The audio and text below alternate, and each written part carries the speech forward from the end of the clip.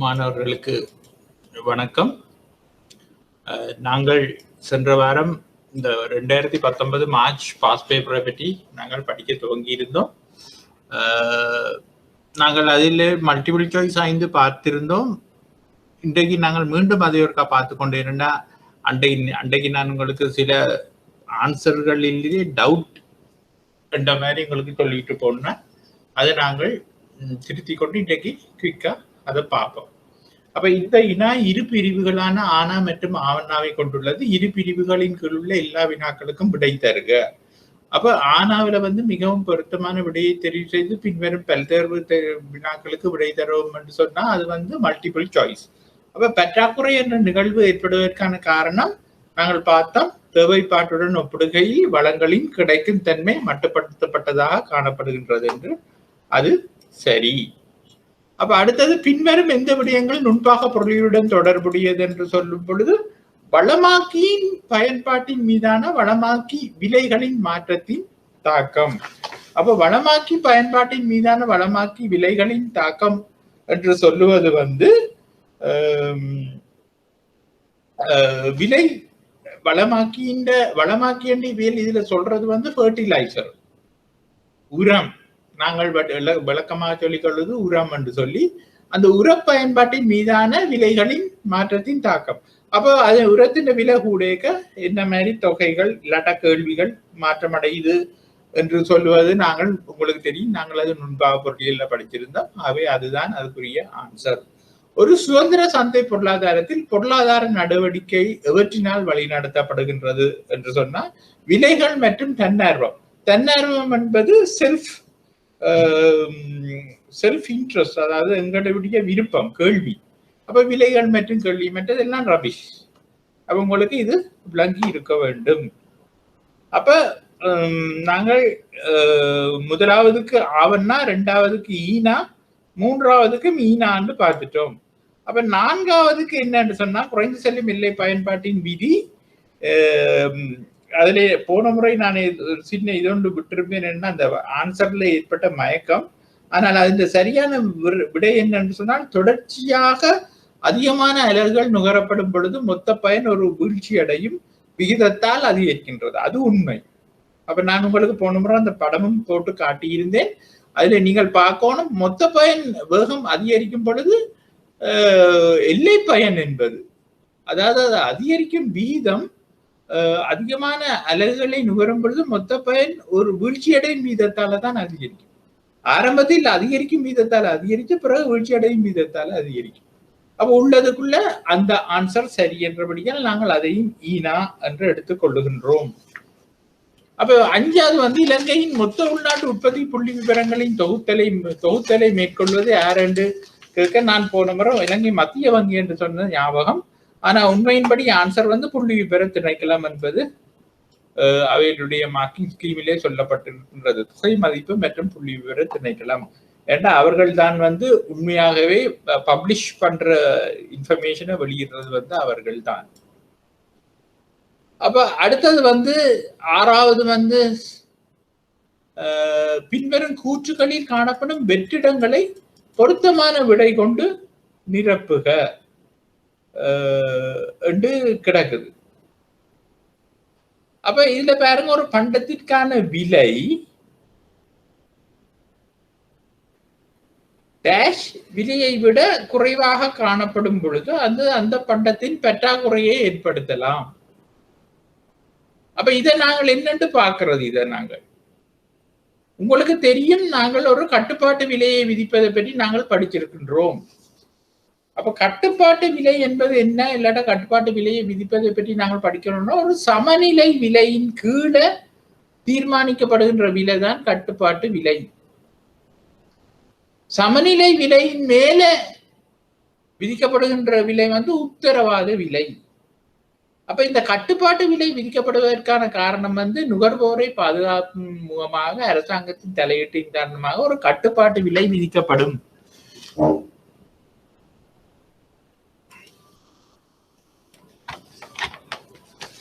அதுதான் அந்த கட்டுப்பாட்டு விலை என்பது உங்களுக்கு ஞாபகப்படுத்துறதுக்காக நான் சொல்லுகின்றேன். இப்ப இது எஸ் நிரம்பல் கோடு, சாரி இது கேள்வி கோடு, இது நிரம்பல் கோடு, இதுதான் சமநிலை தொகை, இது சமநிலை விலை. அப்ப கட்டுப்பாட்டு விலை என்பது இந்த சமநிலை விலைக்கு கீழே விதிக்கப்படுற விலைதான் கட்டுப்பாட்டு விலை. அப்ப இந்த சென்டென்ஸ நீங்கள் பாத்தீங்கன்னா என்ன சொல்லப்படுது? சென்டென்ஸ்ல ஒரு பண்டத்திற்கான விலை டேஷ் இடை குறைவாக காணப்படும் பொழுது, ஏதோ ஒன்றுக்கு குறைவாக காணப்படும் பொழுது வளங்களுக்கு ஒப்பீடாக தேவை அதிகரிக்கின்றது, அதாவது அதிக தேவை நிலை ஏற்படுகின்றது. அப்ப ஏதோ ஒன்றுக்கு கீழாக இருக்கும் பொழுது வளங்களுக்கு கூடுதலாக, அதாவது சப்ளையிலும் பார்க்க இது சப்ளை, சப்ளையிலும் பார்க்க கூடுதலாக மிகை கேள்வி இருக்கும். எக்ஸ் என்பது இல்லாட்டா ஏ என்பது மிகை கேள்வியாக இருக்கும். இதைத்தான் அவர்கள் சொல்லுகின்றார்கள், இதைத்தான் அவர்கள் அதிலே சொல்லுகின்றார்கள். அப்ப என்ன சொல்லுகின்றார்கள்? ஒரு பண்டத்தின் பாப்பம் என்னண்டு, ஒரு பண்டத்தின் விலை ஏதோ ஒரு விலையை விட குறைவாக காணப்படும் பொழுது அது அந்த பண்டத்தின் பற்றாக்குறையை ஏற்படுத்துகின்றது. அப்ப இங்க பாருங்க, என்ன ஒரு பண்டத்தின் விலை அந்த பண்டத்தின் சமநிலை விலையிலும் பார்க்க குறைவாக ஏற்படும் விதிக்கப்படும் போது மேலதிக கேள்வி மிகை கேள்வி ஏற்படுகின்றது. அந்த தமிழை நீங்கள் விளங்கி கொள்ளணும், இல்லாட்டா நீங்கள் இங்கிலீஷ் வெர்ஷனை பார்க்கணும். இதுதான் இதுல இருந்து தமிழ் பேப்பர்ல நாங்கள் ஃபேஸ் பண்ற ஒரே ஒரு பிரச்சனை. வளமாக்கி என்று சொல்லப்படும் பொழுது நாங்கள் அதாவது பாவனையில அது உரம் என்றுதான் நாங்கள் சொல்லுகின்றோம். அவை அது அந்த மல்டிபிள் சாய்ஸ்ல சில நேரங்கள்ல ஒரு பிள்ளையான ஒரு மாய எண்ணங்களை எங்களுக்கு ஏற்படுத்திக்கின்றோம்.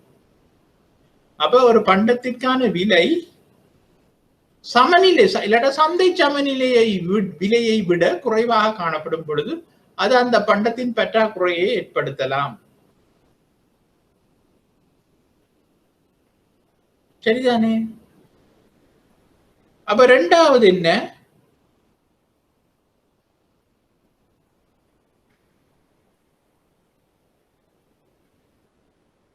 ஒரு சமபயன் வளையின் சாய்வு, ஒரு சமபயன் வளையின் சாய்வு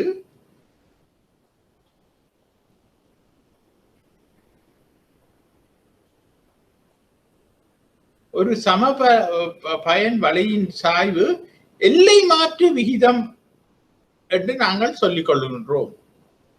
எல்லை மாற்று விகிதம் என்று நாங்கள் அதை சொல்லிக் கொள்கின்றோம். மார்ஜினல் ரேட் ஆஃப் சப்ஸ்டிடியூஷன் என்று நாங்கள் அதை சொல்லுவது. ஒரு சமபயன் வளையின் சாய்வு, ஒரு சமபயன் வளையின் சாய்வு. அப்ப நான் உண்மையிலேயே இந்த சாப்டர் உங்களுக்கு படிப்பிக்கவில்லை. அதுதான் இப்ப இந்த நாங்கள் ஸ்பீடா போகும் பொழுது ஒரு விஷயத்தை நான் விட்டுவிட்டேன், ஒரு சாப்டரை விட்டுவிட்டேன். அவை இப்ப உங்களுக்கு நான் அந்த சாப்டரை படிப்பிச்சு கொண்டு நிற்பதற்கு நேரம் இல்லை. ஆகவே நீங்கள் அதை ஷார்ட்டா தான் நீங்கள் விளங்கிக் கொள்ளணும் என்று சொன்னா, எல்லை பயன் கோடுகள் என்று நாங்கள் ஒரு விடயத்தை படிச்சிருக்கின்றோம். எல்லை பயன் கோடுகள் என்று ஒரு நான் நினைக்கிறேன் ஆன்லைனில் இருப்பவர்கள் யாராவது எனக்கு சொல்லலாம், நீங்கள் படித்திருக்கிறீர்களா என்று. எல்லை பயன் என்று சொல்லும் பொழுது என்னன்னா, ரெண்டு பொருட்களோட நாங்கள் ஒப்பிடுறோம். ரெண்டு பொருட்களை நாங்கள் கம்பைனா நுகரும் பொழுது, ஒரு நுகர்வோம் ரெண்டு பொருட்களை நுகர்வான், எக்ஸ் என்ற பொருளையும் மை என்ற பொருளையும் நுகரும் பொழுது இதுல ஒரு கோடு ஒன்று இருக்கின்றது என்று வைப்போம். இந்த கோடு சமபயன் கோடு என்று நாங்கள் சொல்லுவோம். இப்ப இதுல 1 2 3 4 5 6 7 8 இதுல 1 2 3 4 5 6 7 8 யூனிட்ஸ் நாங்கள் நுகர்றோம் என்று சொல்லுவோம், அலகுகளை. இது 8 எக்ஸ் பொருளையும் 1 ஒரு வை பொருளையும் நாங்கள் நுகரும் போது எங்களுக்கு ஒரு பயன் கிடைக்கின்றது. அந்த பயன் தான் 7 என்ற பொருளையும் 2 என்ற பொருளையும் இல்லாட்டா 2 என்ற பொருளையும், இந்த 7 என்று சொல்லுவோம், இந்த 7 2 மட்டும் இதுல 2 வருது என்று சொல்லுவோம். ஏழு ரெண்டையும் நுகரும் பொழுதும் அதே சமபயன் தான் கிடைக்கும் அந்த நுகர்வோனுக்கு. அதாவது இந்த கோட்டிலே அந்த அவர் இந்த நுகர்வோன் எந்த இடத்துல இந்த கம்பைன் செயற்கையாக இந்த ரெண்டு பொருட்களையும் நுகர்வாரா இருந்தால் அவருக்கு கிடைக்கும் பயன் ஒரே சமபயன். அதனாலதான் இந்த கோட்டை நாங்கள் சமபயன் கோடு என்று சொல்லுகின்றோம். அப்ப அந்த சமபயன் கோட்டின் சாய்வு வந்து மார்ஜினல் ரேட் ஆஃப் சப்ஸ்டிடியூஷன் என்று நாங்கள் சொல்லுகின்றோம் இங்கிலீஷில்.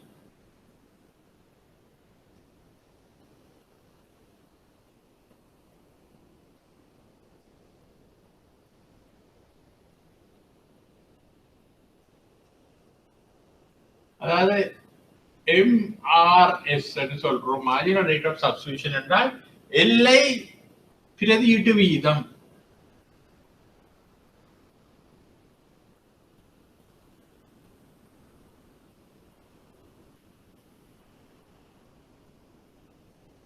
எல்லை பிரதியீட்டு விகிதம் என்று நாங்கள் சொல்றது. அப்ப இது வந்து ஒரு எல்லை பயன். இந்த கோட்டில அந்த நுகர்வான் எங்க நுகர்ந்தாலும் இது சரியாக அதே பயனை கொடுக்கும். ஆனால் இன்னொன்று இருக்கின்றது 8 யூனிட்ஸும் 3 பொருளும் இல்லாட்ட 2 பொருளும் இருக்கு. அந்த எல்லை பயன் வேறு பயன்பாட்டை கொடுக்கும். ஆனா அந்த கோட்டில எங்கேயும் நுகர்வான் நுகரும் பொழுது அதே கம்பினேஷன்ல உள்ள பயன் வந்து ஒரே மாதிரி இருக்கும். அதாவது எந்த கம்பினேஷனா இருந்தாலும் அந்த கோட்டில அவர் அந்த நுகர்வோன் எடுக்கின்ற பயன் வந்து ஒன்றாகத்தான் இருக்கும். அதாலதான் அதை நாங்கள் பிரதியீட்டு விகிதம் விகிதாசாரம் என்று சொல்றோம். அந்த சாய்வு கோட்டின் சாய்வு ஒன்றை விட்டு ஒன்றை கூட்டி நாங்கள் நுகரும் பொழுதும் அதே பயன் தான் கிடைக்கின்றது. அப்ப இதுல ஆன்லைன்ல இருக்கிற வினோஜா இது படிச்சிருக்கிறீங்களா? நீங்க லேலுவெல்ல படிக்கும் பொழுது எங்கேயாவது அப்படின்னால எனக்கு தெரிந்து கொள்ளலாம். இல்லாட்டா நான் அதை வேகமாக போகும் பொழுது ஒரு இது விடுபட்டுட்டு. சரி, அப்ப ஒரு சமபயன் வளையின் சாய்வு MR marginal rate of substitution என்று நாங்கள் சொல்லுகின்றோம். மார்ஜினல் ரேட் ஆஃப் சப்ஸ்டிடியூஷன் என்பதுதான் அதுக்குரிய விடையாக அமைகின்றது. அப்ப நாங்கள் அது இனி நாங்கள் அதுல கொஞ்சம் கவனம் எடுக்க வேண்டும். எனக்கு தெரியும் அது A லெவல் சிலபஸ்ல அது இல்லை. நீங்கள் இப்போதைக்கு இதை நீங்கள் விளங்கி கொள்ளுங்க. பெரிய கேள்வி வரைக்கும் நான் அதை பற்றி நான் படிப்பிச்சு விடுறேன். ஆகவே அந்த செக்ஷன்ல நீங்கள் எங்கேயாவது படிக்கக்கூடியதா இருந்தா எல்லாம் யூட்டிலிட்டி என்ற சாப்டருக்குள்ள வேற பயன்பாடு இல்லாட்ட இல்லை பயன்பாடு என்ற ஒரு சாப்டர். அப்ப அடுத்தது வந்து கொடுக்கப்பட்ட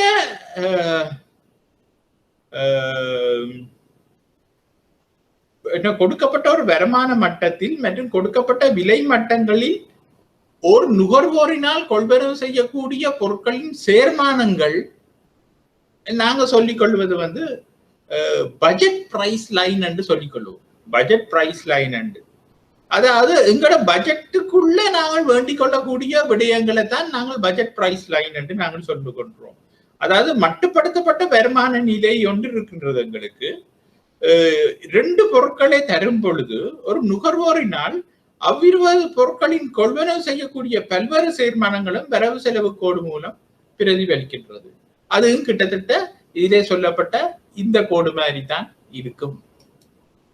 இதுல இந்த படத்திலே இருக்கின்ற கோடு மாதிரி தான் இருக்கும். அதை நாங்கள் வரவு செலவு திட்ட விலை கோடுன்னு சொல்லலாம். ஆனா ஆங்கிலத்தில் நாங்கள் அதை பட்ஜெட் பிரைஸ் லைன் என்று சொல்லுவோம். பட்ஜெட் பிரைஸ் லைன் கிட்டத்தட்ட இதே மாதிரி தான் அந்த கோடும் இருக்கும். வரவு செலவு திட்ட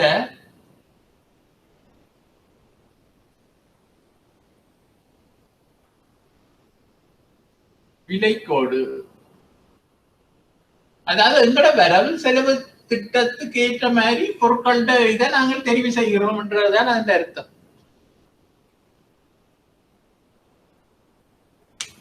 அப்ப இது முதல் கேள்விக்குரிய ஆன்சர், இது 2வது கேள்விக்குரிய ஆன்சர். அதாவது இது 7வதுக்கு இது 8வது. நான் இது 7வதுக்குரியதே போட்டு விடுறேன். 7வது என்பது இப்படி போட வேண்டும்.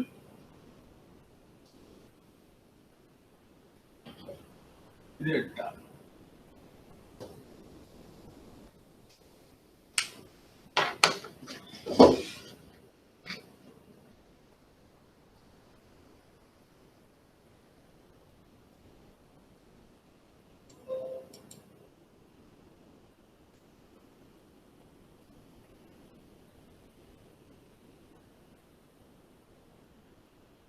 அடுத்தது 9வது, கிடைக்கப்பெற்ற சமீபத்திய ஆண்டிற்கான தரவுகளின்படி மத்திய வங்கியின் 2017க்கான ஆண்டறிக்கை இலங்கை சென்மதி நிலுவையின் டேஷ் பற்றாக்குறையை பதிவு செய்து அதே வேளையில் டேஷ் என்பதில் ஒரு மிகையையும் பதிவு செய்தது.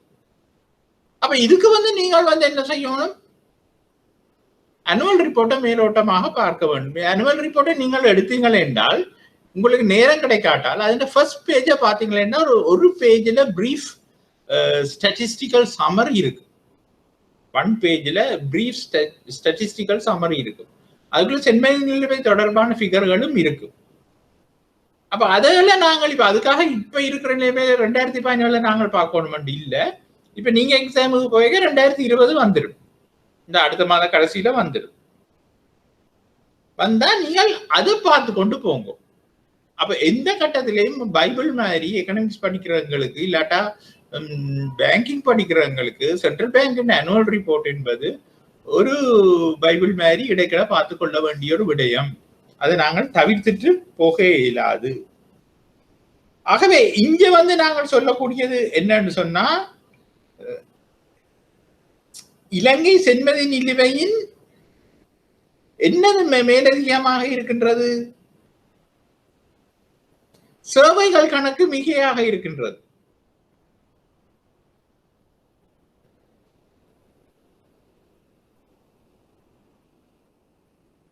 சேவைகள் கணக்கு 2ஆம் நிலை வருமான கணக்கு என்று சொல்லப்படுகின்றன. நாங்கள் இப்ப கடைசியாக நாங்கள் நாங்கள் சென்மதி நிலுவையில அதுல நாங்கள் படித்த விதம்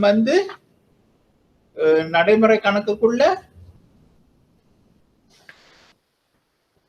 வர்த்தக கணக்கு, சேவைகள் கணக்கு, வருமான கணக்கு, நடைமுறை கணக்கு என்று நாங்கள் படித்தோம். நடைமுறை மாற்றல்கள் கணக்கு. சரியா?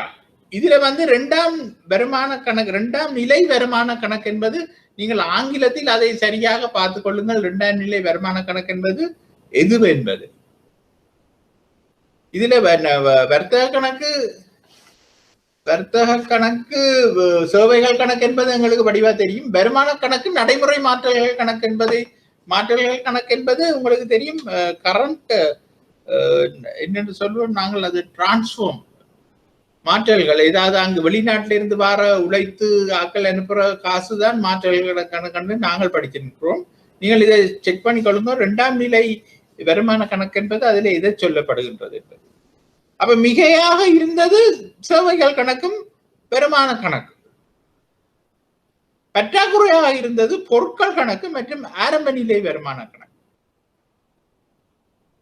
அப்ப இங்க நான் நினைக்கின்றேன் ஆரம்ப நிலை வருமான கணக்கு என்பதை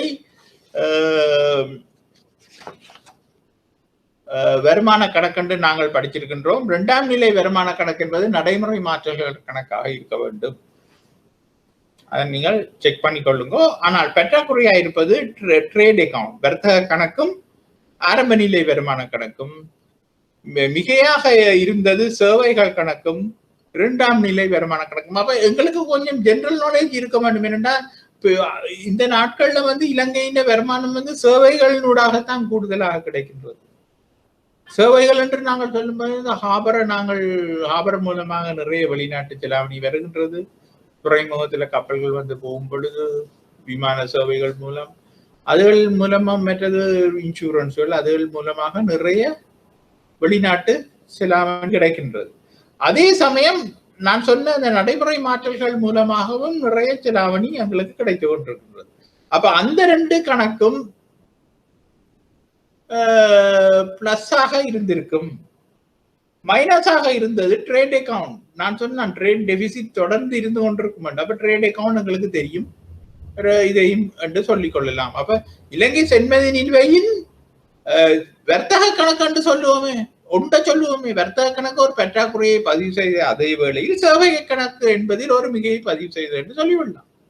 ஒன்றை சொன்னாலும் பரவாயில்லை. அப்ப 10ஆவதாக உள்ள விஷயம் என்னென்று சொன்னா, 10ஆவதாக அப்ப அது நான் அதுக்கு மேல ஆங்கிலத்தை சொல்றேன். செகண்டரி இன்கம் அக்கவுண்ட்டும் பிரைமரி இன்கம் அக்கவுண்ட்டும் அதான் அந்த 2ஆம் நிலை வருமான கணக்கு, முதல் நிலை வருமான கணக்குன்னு ஆங்கில வேர்ஷன்.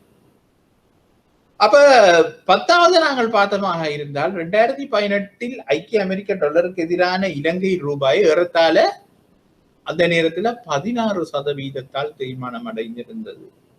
அப்ப இதுகளை நீங்கள் ஒரு நாலேஜுக்கு நீங்கள் வச்சுக்கொண்டு நீங்கள் அப்டேட் பண்ண வேண்டியது லேட்டஸ்ட். சில விட இதே மாதிரியான கேள்வி லேட்டஸ்ட் இயருக்கு வரலாம். அப்ப ஐக்கிய அமெரிக்க டாலருக்கான இலங்கை ரூபாய் ஏறத்தாழ 16%-த்தினால் தேய்வடைந்திருக்கிறது 2018 2020 அந்த நிலை தான் 2021 எதிர்வு கூறப்படுது பெரிய ஒரு சரி கொண்ட.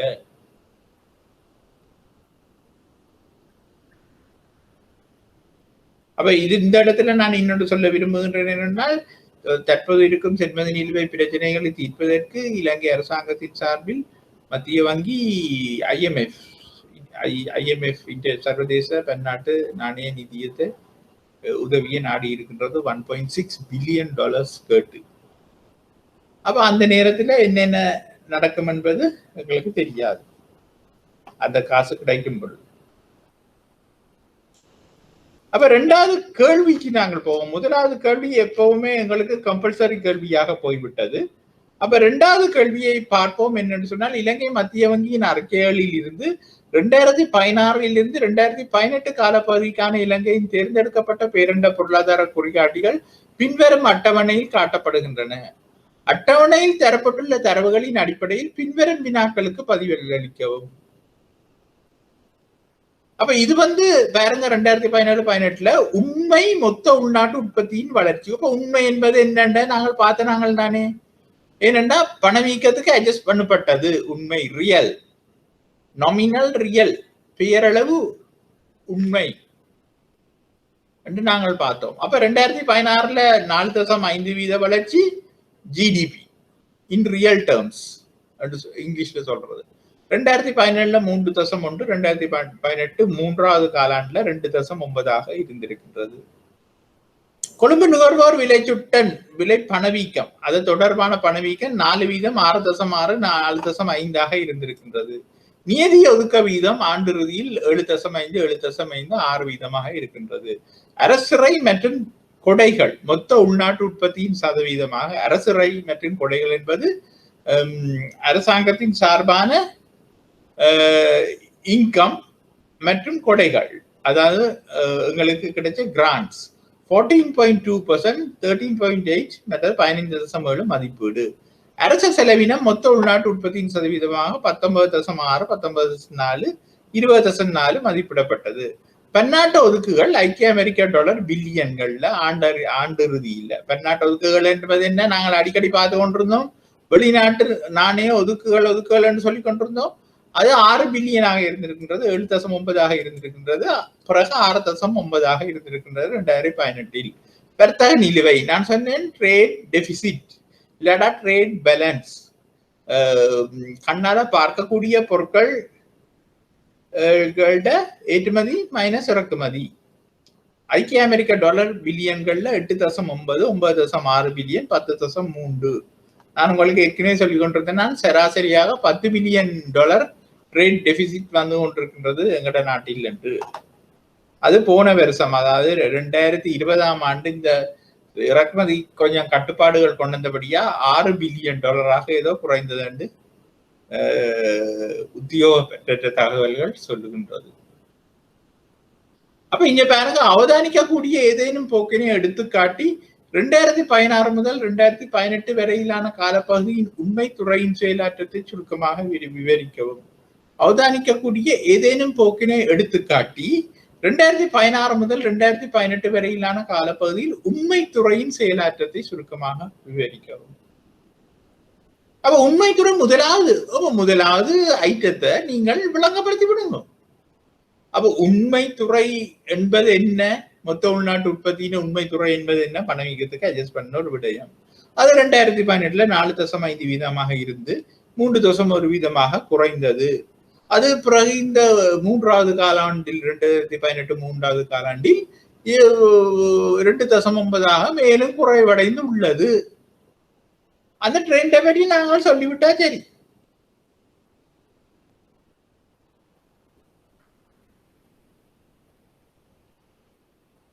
விளங்குதா? அடுத்தது நாணய கொள்கை வழிமுறைகளுடன் நேரடி தொடர்புடைய ஒரு குறிகாட்டியை இனங்காணவும். நாணய கொள்கையை நடைமுறைப்படுத்துவதில் இதன் முக்கியத்துவத்தை எடுத்துக்காட்டி 2016 முதல் 18 வரையிலான காலப்பகுதியில் இந்த குறிகாட்டியின் அசைவுகளை விவரிக்கவும். அப்ப நாணய கொள்கை வழிமுறைகளுடன் நேரடி தொடர்புடைய ஒரு குறிகாட்டி என்ன இங்க தந்திருக்கிறதுக்குள்ள? கொழும்பு நுகர்வோர் விலை பணவீக்க வீதம். அது ஒரு டிரெக்ட் கொஸ்டின். அப்ப நேரடி தொடர்பு கொண்ட ஒரு குறிகாட்டியை இனங்காணவும் நாணய கொள்கையை நடைமுறைப்படுத்துவதில் இதன் முக்கியத்துவத்தை எடுத்துக்காட்டி.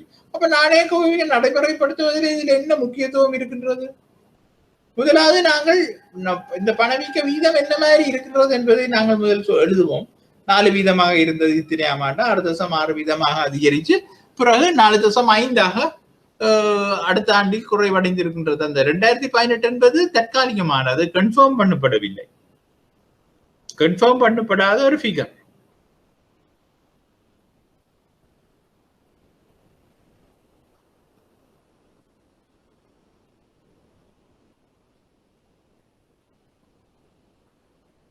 சரியா?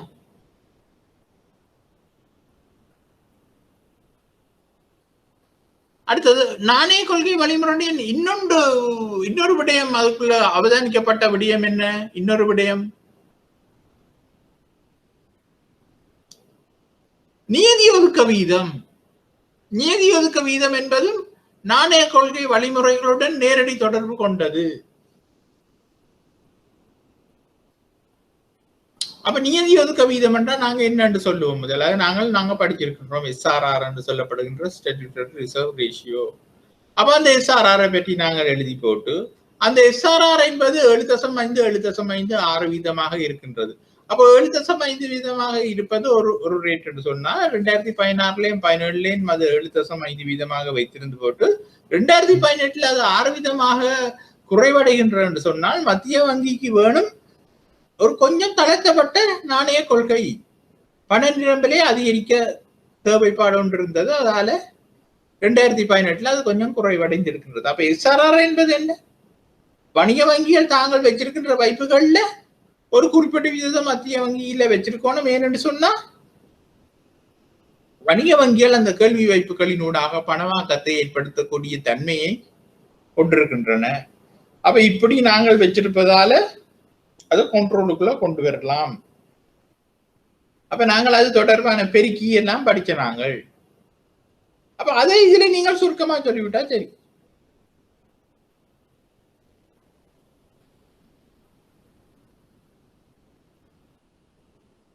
அப்ப தளர்த்தப்பட்ட நாணய கொள்கைகள அடிப்படையில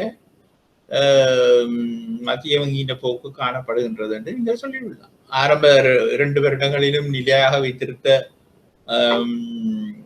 மத்திய வங்கி 2018 அதை குறைக்கின்றது. அப்படி என்றால் பண நிரம்பலை அதிகரிக்க வேண்டிய ஒரு அவசியம் மத்திய வங்கிக்கு இருக்கின்றது என்றதுதான் அதன் அர்த்தம்.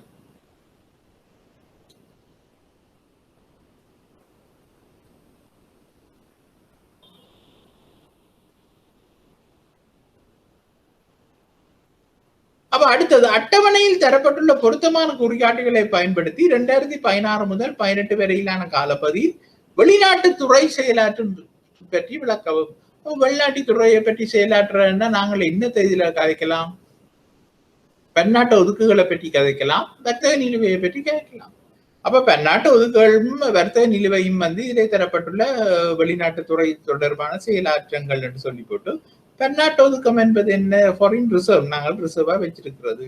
அது கொஞ்சம் பாசிட்டிவாக $6 பில்லியன் இருந்து கொஞ்சம் கூடி 7.9 பில்லியனாக 2017 பிறகு 2018 6.9 பில்லியனாக குறைந்தும் காணப்பட்டது. இதெல்லாம் ஆண்டு இறுதி ஃபிகர்ஸ் தானே. அப்ப அதை போட்டு நீங்க விளங்கப்படுத்தி விட்டா சரி. வர்த்தக நிலுவை என்பது என்றால் என்னன்னு நீங்கள் போட்டுட்டு அது ஆரம்பத்துல 8.9 இருந்து அதிகரித்து கொண்டு போகின்றது. 10.3க்கு வந்துட்டது 3வது வருடத்துல. அவ்வளவு என்ன?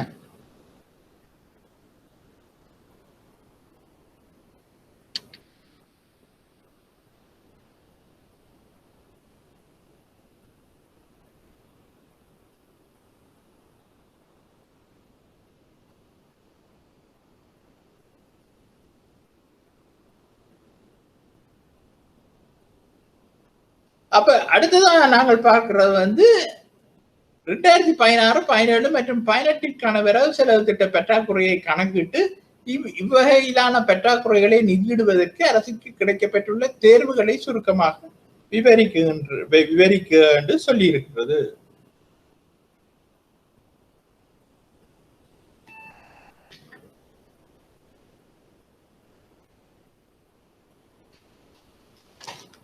அப்ப அப்படி என்ன என்னத்தை நாங்கள் சொல்லலாம்? முதலாவது நாங்கள் சொல்லக்கூடியது வந்து அரசு வருமானத்தை நாங்கள் முதல் எழுதுவோம், ஒரு டேபிள் மாதிரி போடுவோம். 14.2, 13.8, 15.7. அடுத்த லைன்ல எழுதுவோம் அரசு செலவினம் வந்து 19.6, 19.4, 20.4. அதுக்கு கீழே போடுங்க அது என்ன வித்தியாசம்.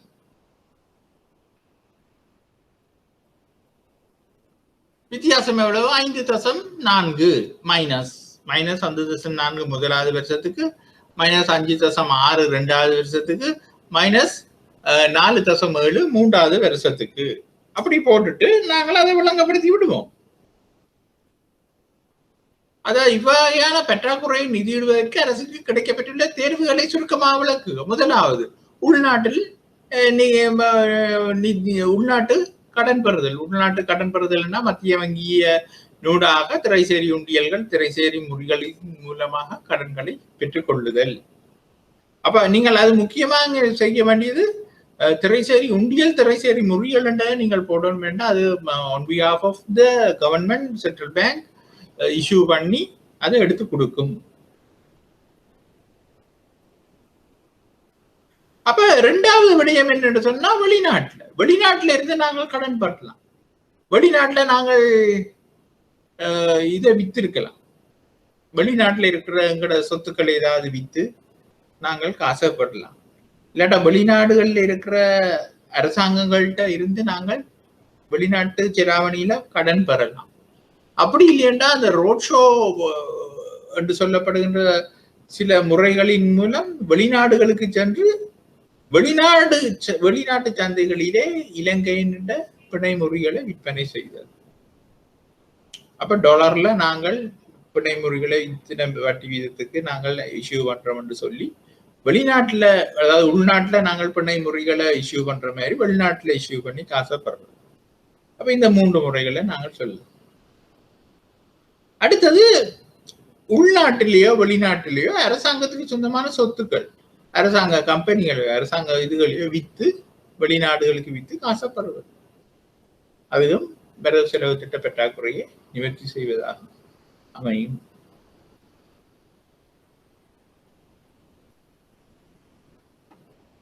அப்ப இது வந்து ஒரு நேரடி கேள்வி.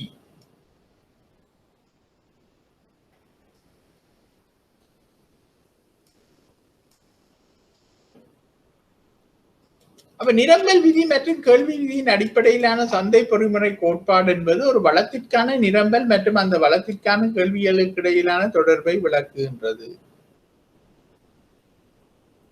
அப்ப நிரம்பல் விதி மற்றும் கேள்வி விதியின் அடிப்படையிலான சந்தை பொறிமுறை கோட்பாடு என்பது ஒரு வளத்திற்கான நிரம்பல் மற்றும் அந்த வளத்திற்கான கேள்விகளுக்கு இடையிலான தொடர்பை விளக்குகின்றது என்பது உண்மைதானே. அப்ப சந்தையின் கேள்வி பக்கம் மற்றும் சந்தையின் நிரம்பல் பக்கம் என்பதை அடிப்படை பண்புகள் யாது? இதை விளக்க படங்களுடன் விளக்குக. அப்ப இதை நாங்கள் என்னென்று விளக்குறது? நாங்கள் இதைத்தானே அடிக்கடி எல்லாம் படிச்சிருக்கிறோம். ஆரம்பத்திலிருந்தே நாங்கள் இதை படித்தது இப்படித்தான். அவை நாங்கள் இதை பற்றி பெரிசாக படிக்க தேவை இல்லை. இது அடிப்படை பேசிக் கொஸ்டின் ஒன்று கேட்டிருக்கின்றது.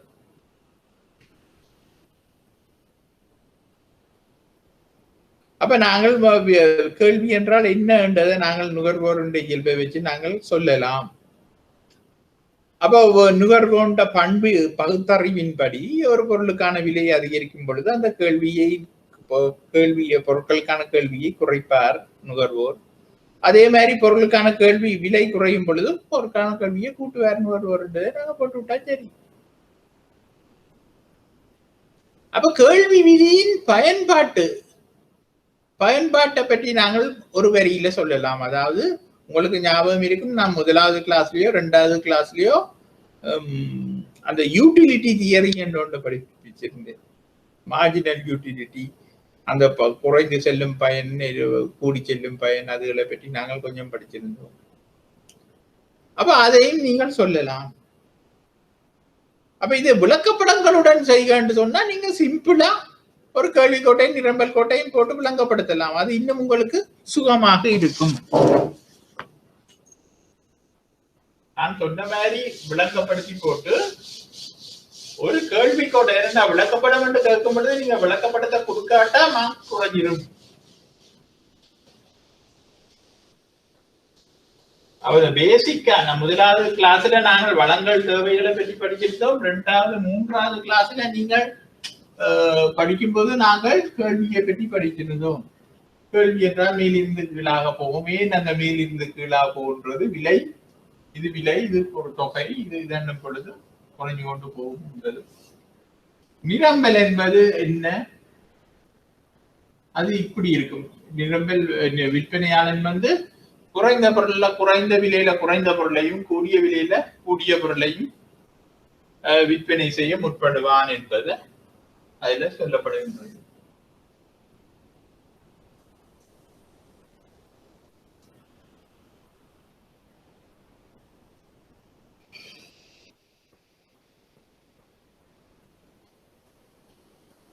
இதுவும் நான் உங்களுக்கு அன்றைக்கு சொல்லிட்டு போன விடயம் உண்டு. அப்ப இது டோட்டல் யூட்டிலிட்டி, இது மார்ஜினல் யூட்டிலிட்டி. இந்த மொத்த பயன் இந்த இடத்துல உச்சமடையும் பொழுது எல்லை பயன் 0 பட்டி கொண்டு கீழே இறங்கும். அப்ப இது பயன் யூட்டிலிட்டி.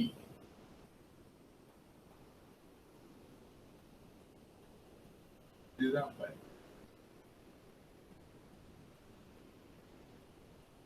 இது யூனிட்ஸ்.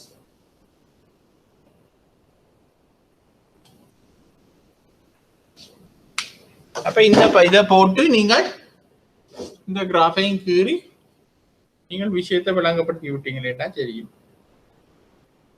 எல்லாம் ஒவ்வொரு சின்ன 3-4 வரியில விளங்கப்படுத்தணும். அதே சமயம் நிரம்பலையும் முதல் கேள்வி, பிறகு நிரம்பல், பிறகு இந்த இது ஒன்றையும் விளங்கப்படுத்தி விட்டா சரி.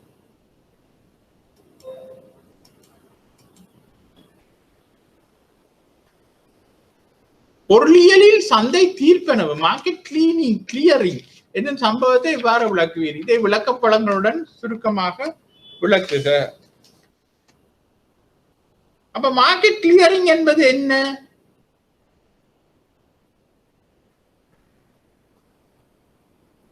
மார்க்கெட் கிளியரிங் என்பது என்ன?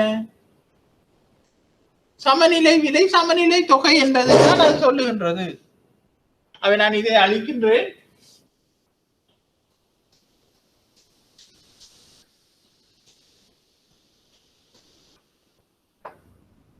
இப்ப பாருங்க, இதுக்கு நான் எஸ் ஒரு கோட்டை போட்டு விட்டேன்டா.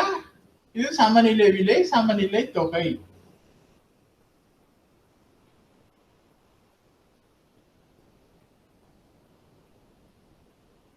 இதிலே இன்னொரு விடயத்தை நீங்க ஞாபகப்படுத்தணும். மிகை கேள்வி, மிகை நிரம்பல். இந்த இடம் நிரம்பல் கூடவாகவும் கேள்வி குறைவாகவும் இருப்பதாக இதை சொல்றது எக்ஸஸ் சப்ளை, மிகை நிரம்பல். இங்க நிரம்பல் குறைவாகவும் கேள்வி கூடுதலாகவும் இருந்தா இதை சொல்றது மிகை கேள்வி.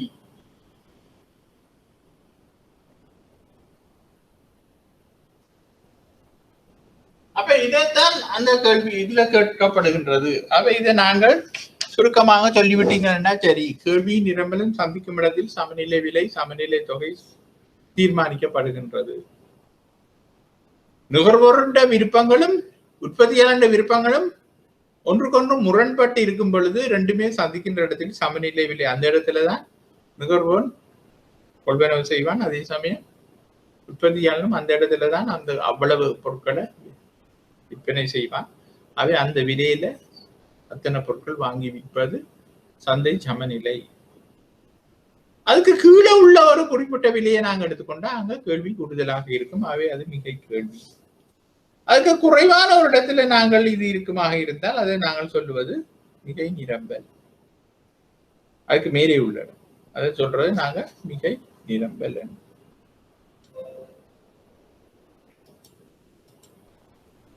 அவ குறைந்து செல்லும் எல்லை வருவாய் கோட்பாடு என்பதை விளக்கப்படங்களுடன் சுருக்கமாக விவரிக்க.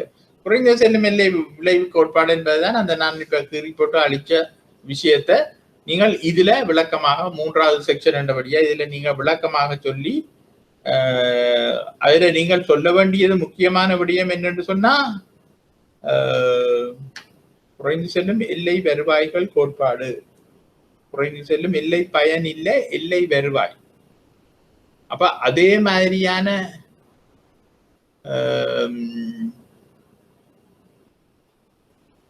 அது நாங்கள் படிச்ச நாங்கள் எல்லை வருவாய்கள் ப்ரொடக்ஷனுக்குள்ள வருகிறது. குறைந்து செல்லும் எல்லை வருவாய்கள் என்பது ப்ரொடக்ஷனுக்குள்ள வருகின்றது.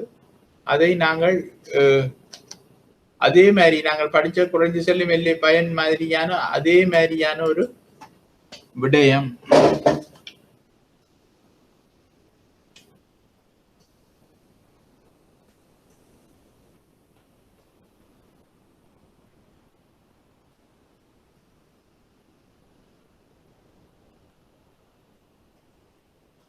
இது எல்லை உற்பத்தியாக வரும் மார்ஜினல் ப்ரொடக்ஷன், இது டோட்டல் ப்ரொடக்ஷன்.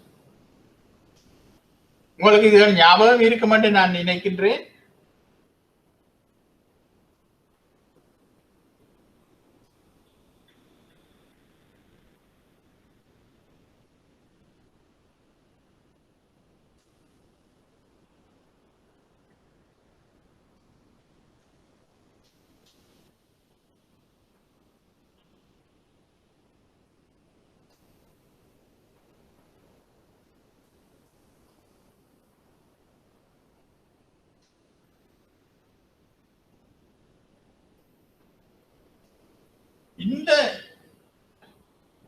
இந்த புள்ளியும் இந்த புள்ளியும் சமமாக இருக்கும். இந்த உச்சமும் இது அவரேஜ் ப்ரொடக்ஷன், சராசரி உற்பத்தி. நாங்க படிச்சது நீங்க பாத்தீங்கன்னா தெரியும். இந்த சைபரை வெட்டுற எல்லை உற்பத்தி என்பது சைபரை வெட்டும் பொழுது அவரேஜ் ப்ரொடக்ஷனும் உச்சத்தில் நிற்கும், டோட்டல் ப்ரொடக்ஷன் என்பது உச்சத்தில் நிற்கும். இதுல ஒரு கட்டத்துல எல்லை உற்பத்தி வெட்டி கொண்டு போகும்.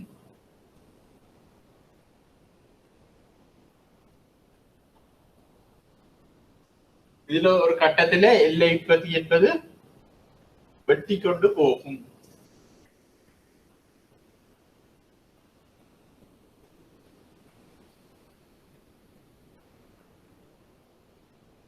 நாங்க படிச்ச நோட்ஸை பாத்தீங்கன்னா தெரியும். 3 ஸ்டேஜ் இருக்கின்றது. ஒன்று, இந்த ஸ்டேஜிலே மிக வேகமாக மொத்த உற்பத்தி அதிகரிக்கும். அப்ப அவரேஜ் உற்பத்தியும் அதிகரிக்கும், எல்லை உற்பத்தியும் அதிகரிக்கும். அப்ப உள்ளீடுகளை நாங்கள் அதிகரித்து கொண்டு போகும்போது மொத்த உற்பத்தி வேகமாக அதிகரிக்கும். இதுக்கு பிறகு இந்த 2ஆம் கட்டத்திலே நாங்கள் உள்ளீடுகளை அதிகரிக்கும் போது மொத்த உற்பத்தி அதிகரிச்சாலும் அது அந்த அதிகரிப்பு வீதம் குறைவாக இருக்கும். அப்படி அது ஒரு கட்டத்துல அது உச்சத்தை தொடும். உச்சத்தை தொடைக்க எல்லை உற்பத்தி 0வாக இருக்கும். சராசரி உற்பத்தியும் உச்சத்துக்கு வந்துடும். அதுக்கு பிறகு நாங்கள் எவ்வளவு உள்ளீடுகளை உள்ளிட்டு செய்தாலும் அது மைனஸுக்கு போயிடும். மொத்த உற்பத்தி குறைவடைந்திரும் என்பதை நாங்கள் படிச்சிருந்தோம் உற்பத்தி கோட்பாட்டிலே. அப்ப நாங்கள் அதை ரிவைஸ் பண்ணி கொள்ளுவோம்.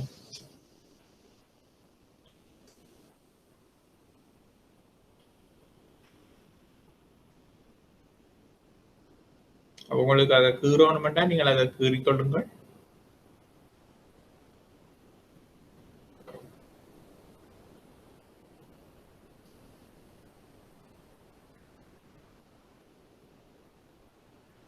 அந்த ஒரு அட்டவணை ஒன்று தந்திருந்தேன் நான் நினைக்கின்றேன்.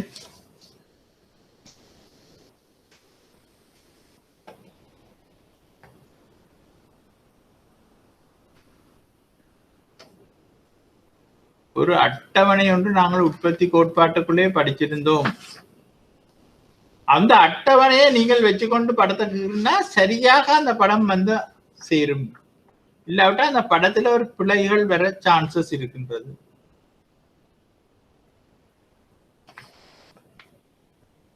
ஓ, 5வது லெசன் டியூட்டோரியல்ல இருக்கின்றது பாருங்கள். அந்த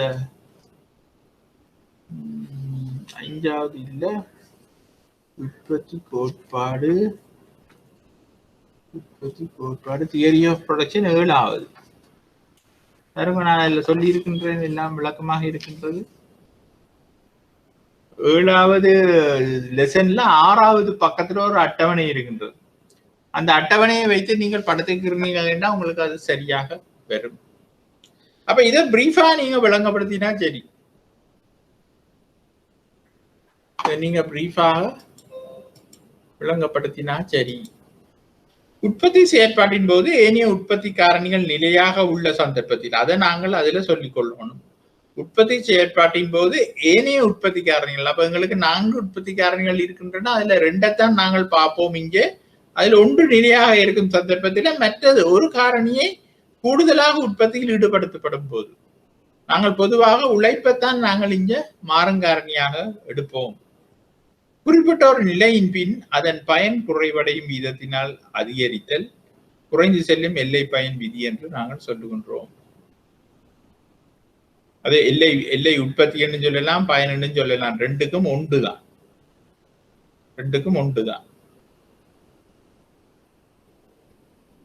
உதாரணமாக உற்பத்தி நிறுவனம் ஒன்றை தொழிலாளர்களை உற்பத்தி செயற்பாட்டில் ஈடுபடுத்திக் கொண்டு செல்லும் பொழுது குறிப்பிட்ட சந்தர்ப்பத்தில் உற்பத்தி அதியுச்ச நிலையினை அடையும். அதன் பின்பு ஏனைய உற்பத்தி உள்ளீடுகளை மாற்றம் செய்யாது தொடர்ந்தும் அந்த மாறங்காரணியை அதிகரிக்கும் பொழுது நிறுவனத்தின் உற்பத்தி திறன் குறைவடைந்து கொண்டு வரும். அதை நாங்கள் பார்த்தா சரி. அப்ப குறைந்து செல்லும் எல்லை வருவாய்கள் மற்றும் குறைந்து செல்லும் எல்லை உற்பத்தி என்ற இரு கோட்பாடுகளுக்கு இடையிலான வேறுபாடுகளை காட்டுக.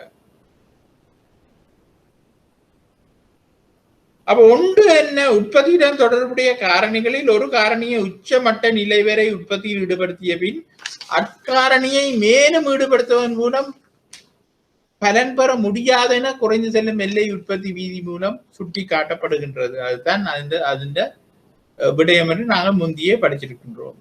அப்ப இதற்கு முன் ஈடுபடுத்திய காரணிகளுடன் ஒப்பிடுகையில் உச்சமட்ட பயன்பாட்டில் ஈடுபடுத்தப்பட்ட சகல காரணிகளும் உற்பத்தி திறன் படிப்படியாக குறைவடையும். ஆகவே உற்பத்தி செயற்பாட்டின் போது உற்பத்திக்கு ஈடுபடுத்தும் மேலதிக உள்ளீடு ஒன்றினால் பின்வரும் பிரச்சனைகள் ஏற்படலாம். முதலாவது, உற்பத்தியின் முதல் கட்டம், நான் சொன்ன முதல் கட்டத்துல வேகமாக அதிகரிக்கும், அதாவது அதிகரிக்கும் வேகத்தில் அதிகரிக்கும். 2ஆம் கட்டத்துல குறைந்த வேகத்தில் அதிகரிக்கும். 3ஆம் கட்டத்தில் மாற்றம் ஏற்படாது என்பதோடு இறுதி கட்டத்தில் உற்பத்தி குறைவடையும். அதுதான் 3ஆம் கட்டம்.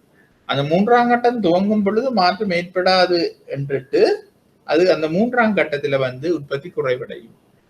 அப்ப அந்த 3ஆம் கட்டம் துவங்க முதல் உள்ள உச்ச இடம்தான் ஒரு உற்பத்தியை நிறுத்த வேண்டிய இடம்.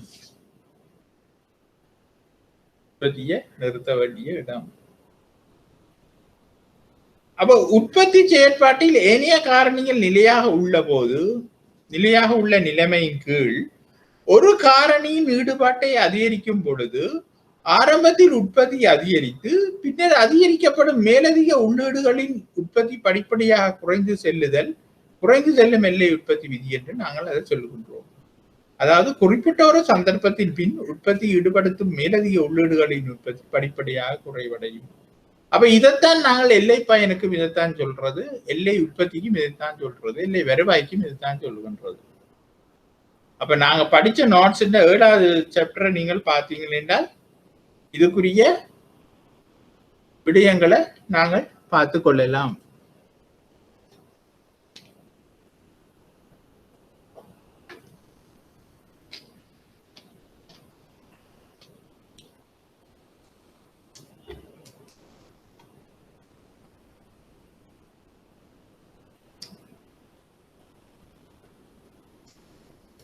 அவன் 4வது கேள்வியை ஒருக்கா பாருங்க.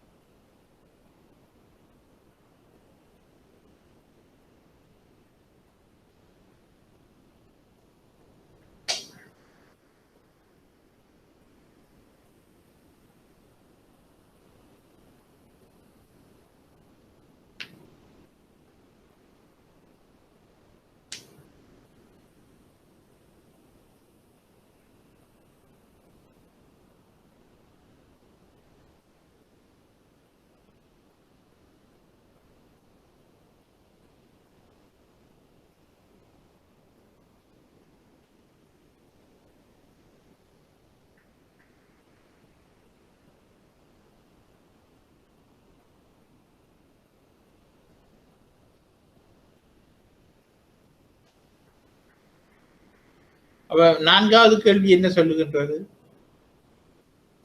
நுகர்வோரின் இயல்பு கோட்பாடு தொடர்பில் கேள்வியின் விலை நெகிழ்ச்சி மற்றும் எல்லை பயனை கோட்பாடுகளை சுருக்கமாக விவரிக்கவும். அவற்றுக்கு இடையிலான தொடர்பை சுருக்கமாக விவரிக்கவும். அப்ப உண்மையில கேள்வியின் விலை நெகிழ்ச்சி என்பது என்ன?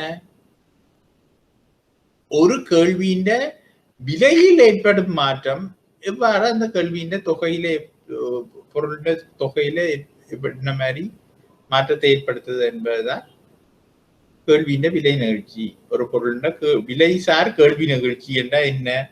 ஒரு பொருளுடைய விலையில் ஏற்படுங்கள் மாற்றத்துக்கு ஏற்ப எவ்வாறு கேள்வியில் ஏற்படும் மாற்றத்தை தான் நாங்கள் பார்க்கின்றோம்.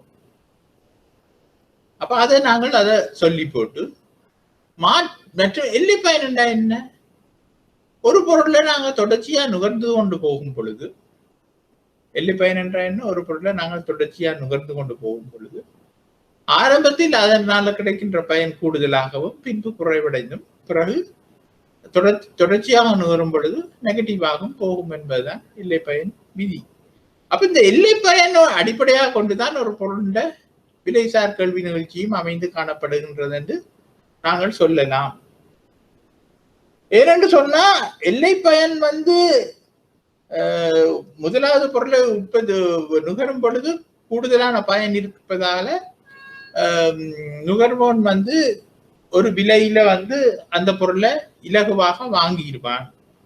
ஆனால் இரண்டாவது பொருளை நுகரும் பொழுது அதனுடைய பயன் குறைவாக காணப்படுவதனால அதே விலையில நுகர்வோன் அந்த பொருளை வாங்குவான் என்பது சந்தேகம்தான். அவை குறைந்த விலையில தான் அதுக்குரிய கேள்வியை எழுப்புவான் என்பதுதான் அதுக்குரிய ஆன்சர். அப்ப இதை நீங்க தொடர்பு படுத்தி எழுதி விட்டீங்களா? சரி. அதாவது நுகர்வு அதிகரிச்சு கொண்டு போகும்போது அதன் கேள்வி விலை குறைவடையும். அப்படி கேள்வி விலை குறைவடையும் பொழுது அதாவது எல்லை பயன், ஒரு பொருளை மேலதிகமாக நுகரும் பொழுது கிடைக்கின்ற பயன் எல்லை பயன் என்பது குறைவடைந்து காணப்படும். அதுவும் குறைவடையும். அப்ப நுகர்வு அதிகரிக்கும் பொழுது எல்லை பயன் குறையும், எல்லை பயன் குறையும் பொழுது விலையும் குறையும் என்பதுதான் அந்த உண்மையான அர்த்தம்.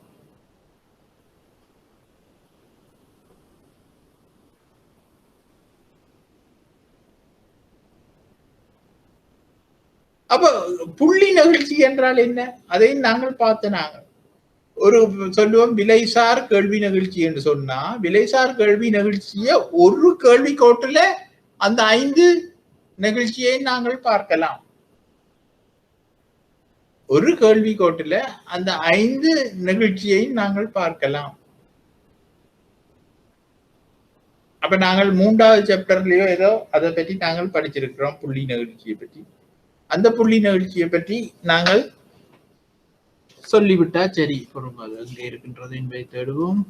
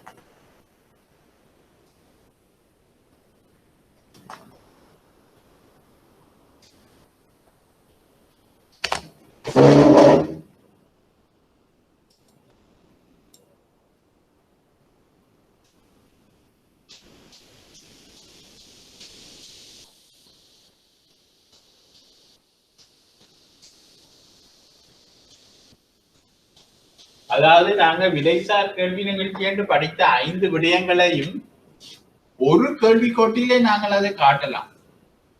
அதுதான் நாங்க புள்ளி நிகழ்ச்சி என்று சொல்லுகின்றோம். இங்க பாருங்க,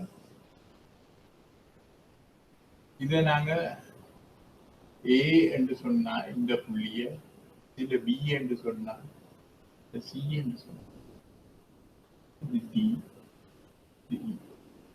இந்த புள்ளியில என்ன நடக்கும்? இதுதான் பூஜ்ஜிய நெகிழ்ச்சி, இது முடிவிலி நெகிழ்ச்சி, இது ஒன்றுக்கு சமமான விலைசார் கல்வி நிகழ்ச்சி.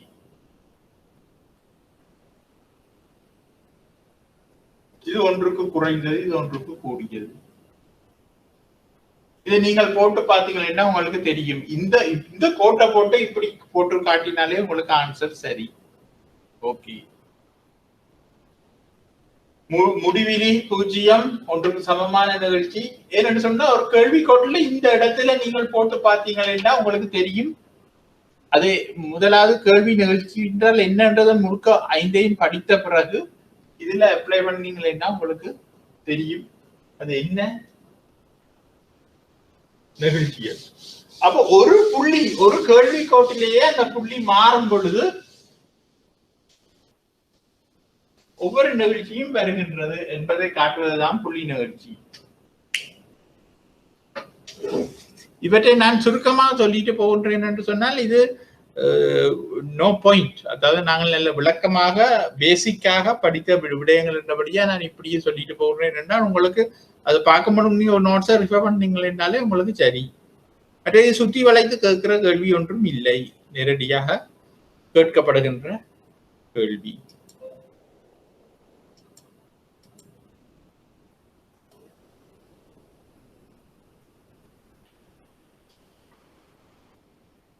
அப்ப இதுல இந்த தமிழை நாங்கள் சரியா போட்டுக்கொள்ளணும். புள்ளி நெகிழ்ச்சி, கேள்வியின் புள்ளி நெகிழ்ச்சி மற்றும் கேள்வியின் வளை நெகிழ்ச்சி என்பவற்றை வேறுபடுத்துக. வளை நெகிழ்ச்சி என்று சொல்வது ஏஆர்ஓ, ஏரோ எலாஸ்டிசிட்டி என்று நாங்கள் அதை சொல்லிக் கொள்ளுவோம். Zero elasticity.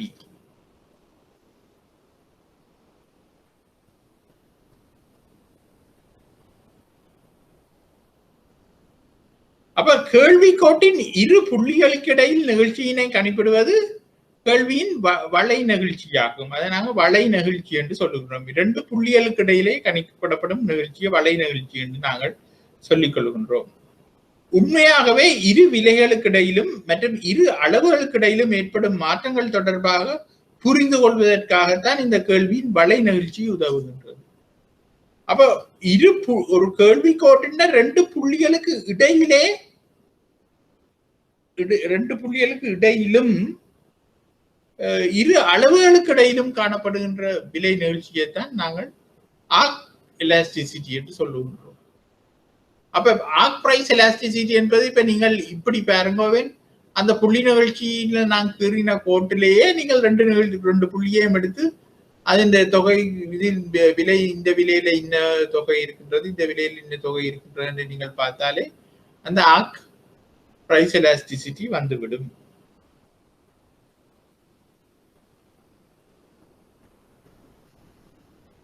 அப்ப இரு புள்ளிகளுக்கு இடையில் நடுநிலையில் உள்ள புள்ளியை பயன்படுத்தி கேள்வியின் வளை நிகழ்ச்சி கணிக்கப்படுகின்றது.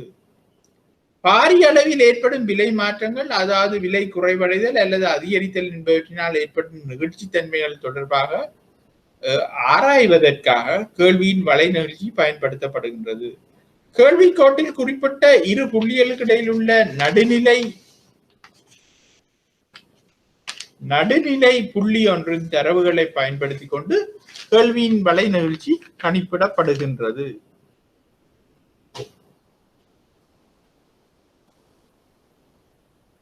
அப்ப உண்மையாவே நாங்கள் என்னென்று நாங்கள் அதை பார்க்கின்றோம், ஒரு வலை நிகழ்ச்சியை நாங்கள் என்னென்று பார்க்கின்றோம் என்று சொன்னா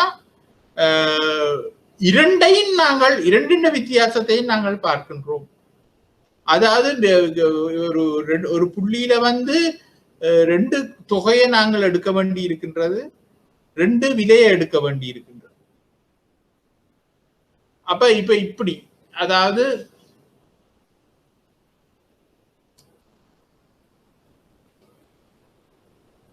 நாங்க விலை மாற்ற விகிதாசாரத்தின் கீழ் தொகை மாற்ற விகிதாசாரம் தானே கேள்வி நிகழ்ச்சி என்று படித்திருக்கின்றோம். ஆனா இங்கே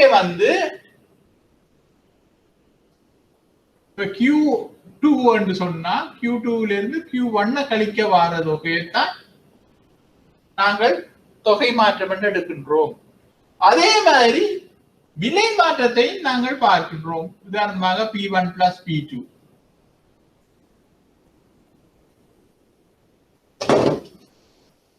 என்று நாங்கள் பார்க்கின்றோம்.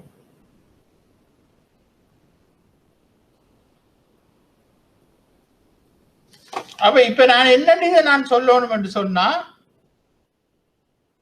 இப்ப Q2 இருந்து Q1 நாங்கள் கழிச்சு ஒரு தொகையை காண விரும்புகிறோம் என்று சொன்னா அதுல சராசரியை நாங்கள் பார்க்க வேண்டும்.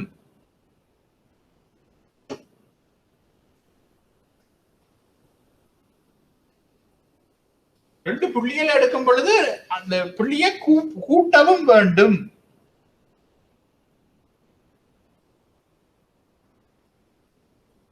அதன் கீழ் விலை மாற்ற விகிதாசாரம் என்பதை நாங்கள் கீழ் என்று போடாம நாங்கள் தர வேண்டே போட்டு விடலாம்.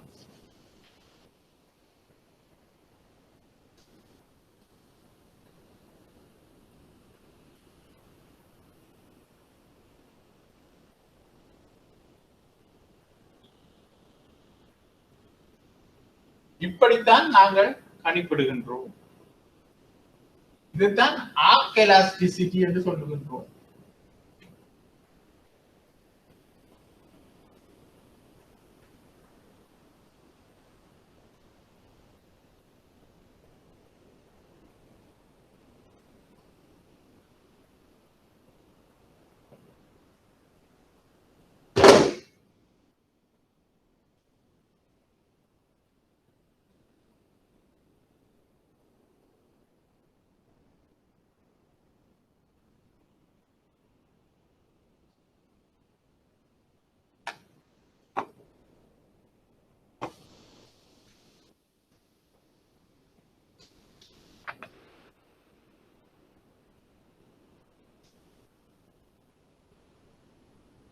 ஆனா பிரைஸ் எலாஸ்டிசிட்டி என்பது உங்களுக்கு தெரியும்,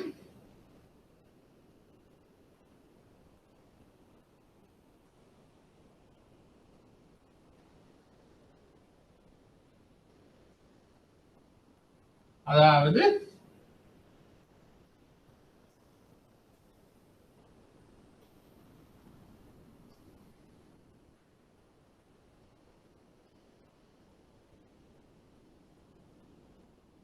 இந்த டெல்டா கியூ என்பது என்ன?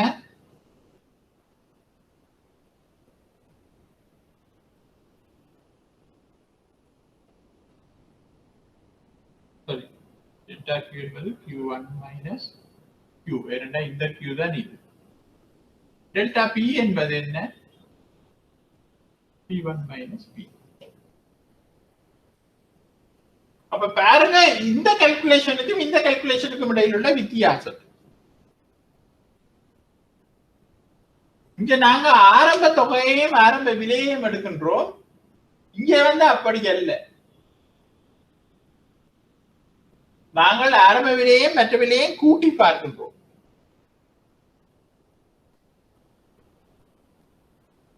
அதுதான் இவற்றுக்கிடையே உள்ள வித்தியாசம்.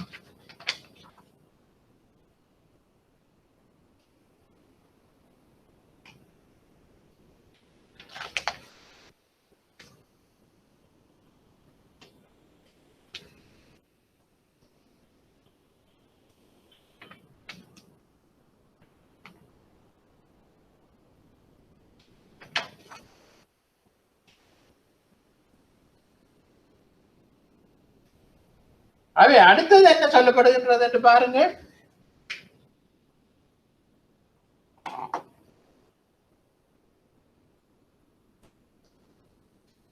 மூன்றாவது, ஒரு தரப்பட்ட பொருளின் விலை சேர்மானம் அது தொடர்பிலான கேள்வியின் அளவு என்பவற்றை வேறுபட்ட சேர்மானங்களின் கீழ் காணப்படும் அட்டவணையில் தரப்பட்டுள்ளன.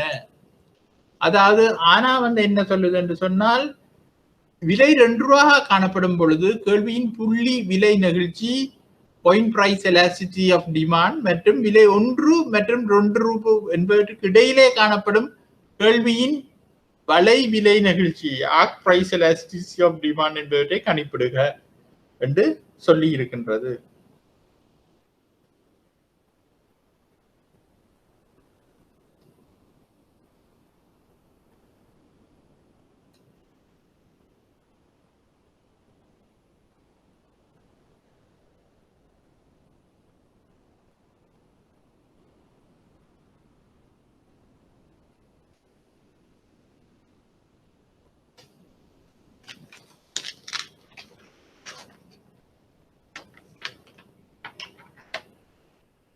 அப்போ நாங்கள்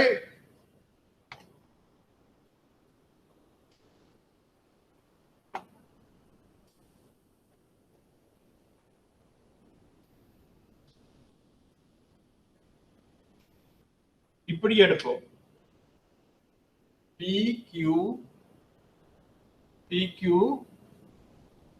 P வந்து 1,000 2,000 Q வந்து 8,000 7,000. முதலாவது நாங்கள் பிரைஸ் எலாஸ்டிசிட்டியை பார்ப்போம்.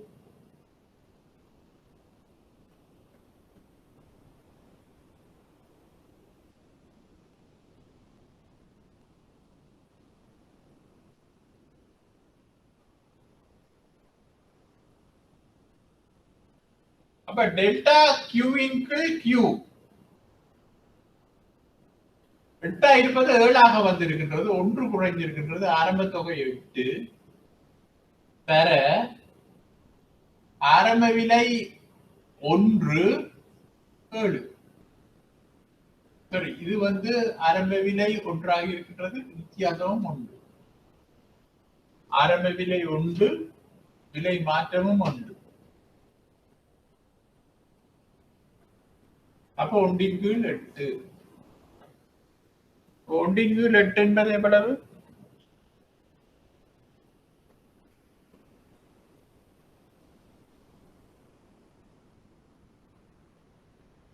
$12.5. அப்ப இதனுடைய விலை நிகழ்ச்சி வீதம் வந்து 12.5. அப்படி இல்லை என்று சொன்னால் அது 0.125 என்று எடுத்துக் கொள்ளலாம்.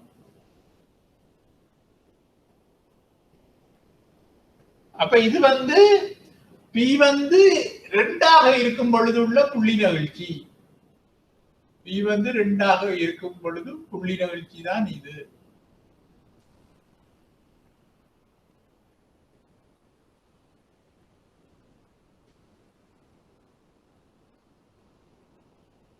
இதுதான் ஈக்குவேஷனா, இதுல இருப்பதுதான் ஈக்குவேஷன்.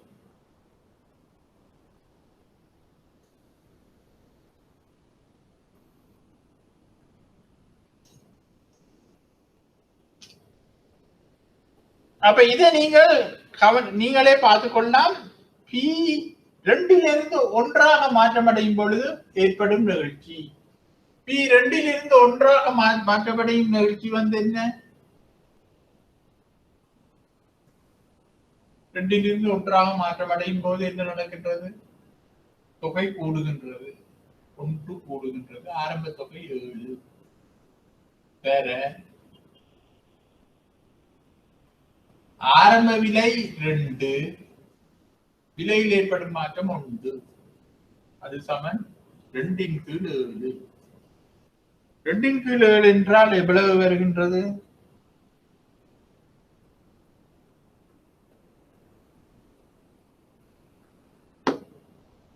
தசம் 28. 28 வீதம்.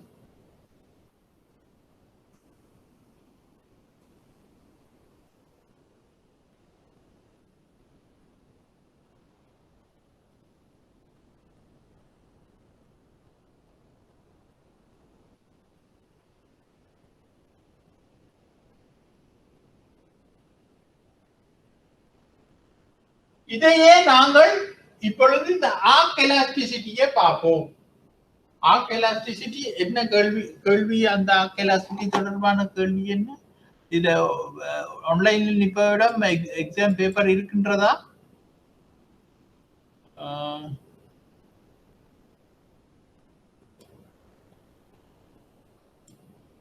ஆவண்ணா விலை 1 மற்றும் 2 ரூபாய் என்பதற்கு இடையே காணப்படும் போது கேள்வியின் பிரைஸ் எலாஸ்டிசிட்டியை காண்க. அதுதான் கேள்வி. 1 மற்றும் 2 என்பதற்கு இடையிலே 1 மற்றும் 2 என்பதற்கு இடையிலே இருக்கும் பொழுது ஆர்க் எலாஸ்டிசிட்டி வளை நெகிழ்ச்சியை நாங்கள் காண வேண்டும்.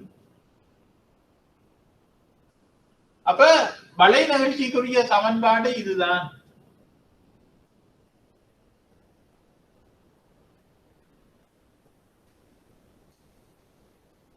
அப்ப வளை நெகிழ்ச்சிக்குரிய சமன்பாடு இதுதான் என்று சொன்னா P1 வந்து இது 1 சக 2 அதன் கீழ் 2 சக 1 பாருங்கள் சரியான P1 P2. அதே மாதிரி இங்க 7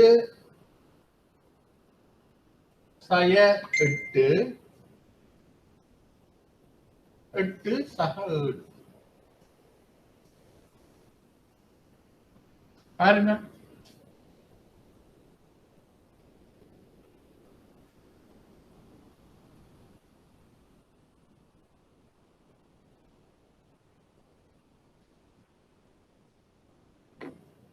அப்ப இதை சுருக்குவமாக இருந்தால் எப்படி வரும்? 3 கீழ் 1 இதை எழுதுகின்றேன். 3 கீழ் 1 பெற சய 1 கீழ் 15. அதுதான் சய 1 கீழ் 5.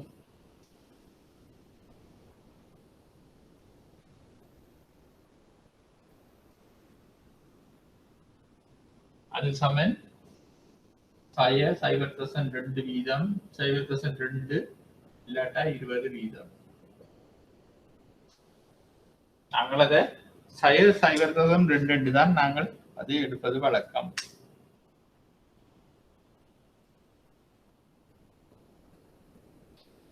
அப்ப ஆர்க் எலாஸ்டிசிட்டிக்குரிய சமன்பாடு இதுதான். இது என்னென்று வேறுபடுகின்ற சொன்னா இதுதான் எங்களுடைய சாதாரண எலாஸ்டிசிட்டியினுடைய சமன்பாடு. இது முதல் இதில இருந்துதான் நாங்கள் இதை பெறுகின்றோம். இதன் கீழ் இதை பெறுகின்றோம். அதே மாதிரி அந்த வித்தியாசம் ஆர்க் எலாஸ்டிசிட்டிக்கு இதுதான். அப்ப முதல் ஏயும் பியும் நாங்கள் பிரைஸ் எலாஸ்டிசிட்டி விலை நிகழ்ச்சிக்குரிய எலாஸ்டிசிட்டியை பார்க்கின்றோம். அது 0.125 வருகின்றது. இரண்டாவதிலேயே 0.28 வருகின்றது. ஆனால் இந்த 2 விலைகளுக்கு இடையிலே உள்ள ஆர்க் எலாஸ்டிசிட்டிஸ் 20 வருகின்றது. நாங்கள் உண்மையில விலை நிகழ்ச்சியில நாங்கள் பெருசா சாய பார்க்கிற இல்லை. அதனால நாங்கள் அதை 0.2 எடுத்துக்கொள்ளலாம். இதை நாங்கள் விலை நிகழ்ச்சியிலேயே இந்த சாய பார்க்கிற இல்லை. 0.2 நாங்கள் எடுத்துக்கொள்ளலாம்.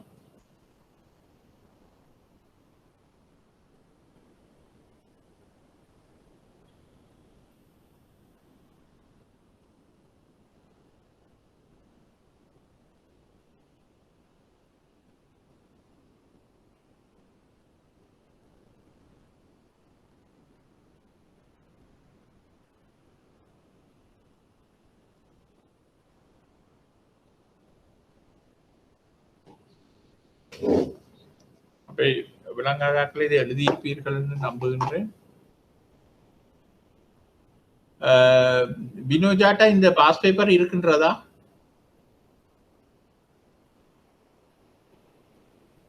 இயலுமான ஆக்கள் அந்த பாஸ் பேப்பரை ரெடி பண்ணி வைத்துக் கொள்வது நல்லது. ரைட்.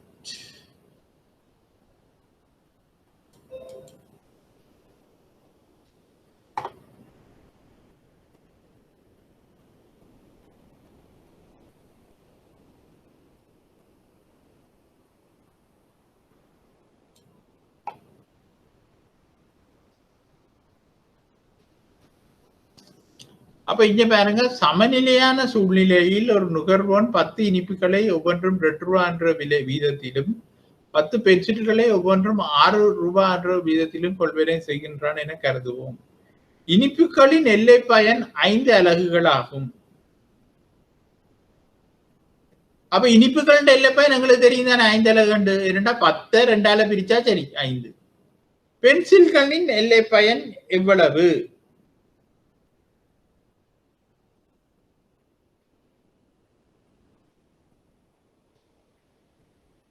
அப்ப உண்மையிலே என்னென்ன நாங்கள் அதை எடுக்கிறது? பென்சில்களின் எல்லை பயன்பாடு, அதன் கீழ் பென்சில்களின் விலை சமன் டொஃபின் எல்லை பயனுக்கு சமனாகத்தான் சமநிலையான சூழ்நிலையில் என்று சொல்லப்படுகின்றது தானே. அப்ப டொஃபிகளின் எல்லை பயன்பாட்டின் கீழ் டொஃபிகளின் விலையை போட வேண்டும். அப்ப டொஃபிகளின் எல்லை பயன் 5 என்று சொன்னா பென்சில்களின் எல்லை பயன்பாடு பென்சில்களோட விலை இருக்கிறபடியா நாங்கள் அதை கணிச்சு கொள்ளலாம்.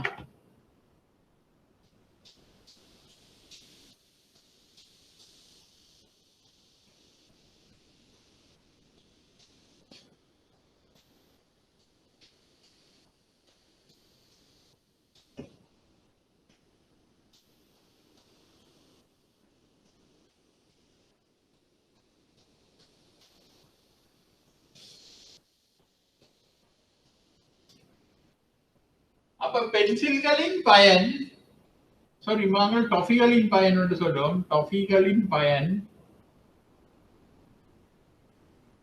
பயன்களின் கீழ் டொஃபிகளின் விலை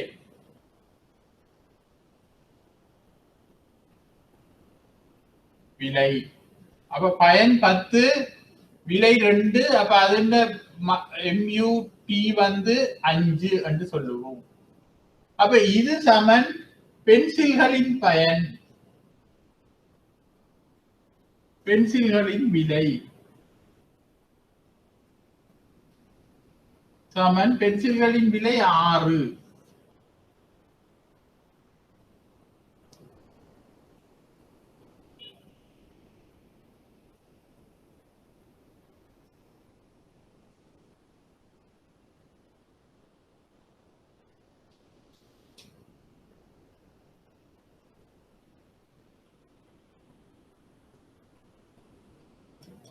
பென்சில்களின் எல்லை பயன் எவ்வளவு? 6.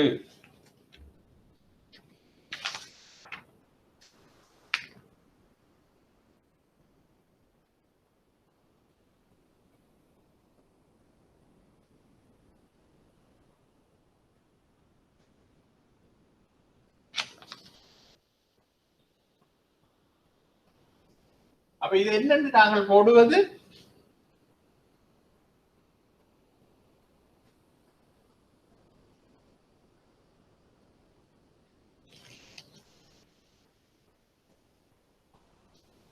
பாருங்கள் 10/2 போட்டோம். இப்ப நாங்கள் காண வேண்டியது பென்சில்களின் பயன். 10/2 5.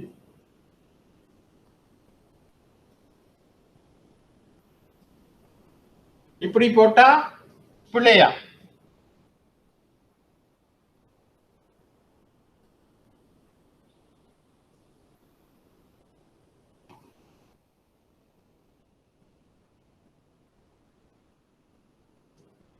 ஒரு நிமிடம்.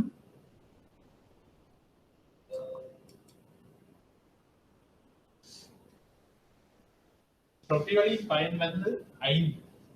என்னட்டு சொன்னா 10 டொஃபிகளை 2 ரூபாய் படி வேண்டி அந்த MUT 5. MUT 5.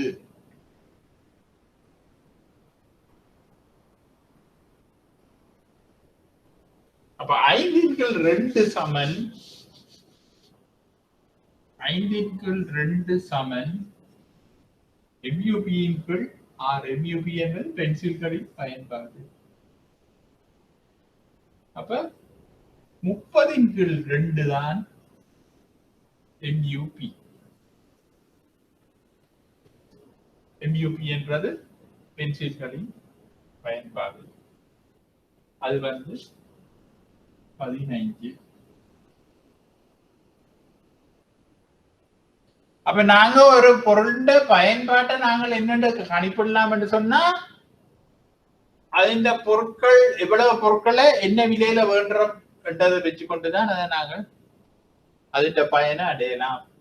அப்ப 10 டொஃபிகளை நாங்க 2 ரூபாய் விலையில வாங்கினோம். டொஃபின்ற பிரைஸ் சாரி டொஃபின்ற குவான்டிட்டி இது டொஃபின்ற இது வந்து பிரைஸ். இதை வச்சு கொண்டுதான் MUT நாங்க கணிப்பிட்டு இருக்கின்றோம். அதுதான் இங்க வரும் MUT ஆக. அதனின் விலையை வச்சு கொண்டுதான் நாங்கள்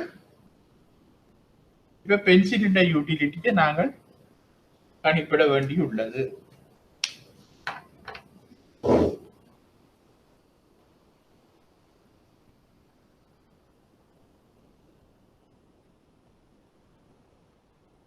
அப்ப அந்த கணக்குல தந்திருக்கின்றது இனிப்புகளின் எல்லை பயன். அந்த கணக்குல இனிப்புகளின் எல்லை பயன் தந்திருக்கின்றது.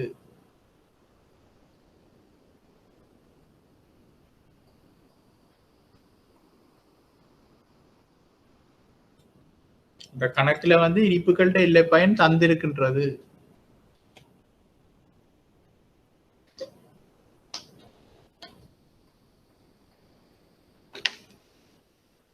இனிப்புகளின் எல்லை பயன் 5 என்று தந்தபடியாத்தான் நாங்கள் பென்சிலின் எல்லை பயனை பார்க்க வேண்டி இருக்கின்றது.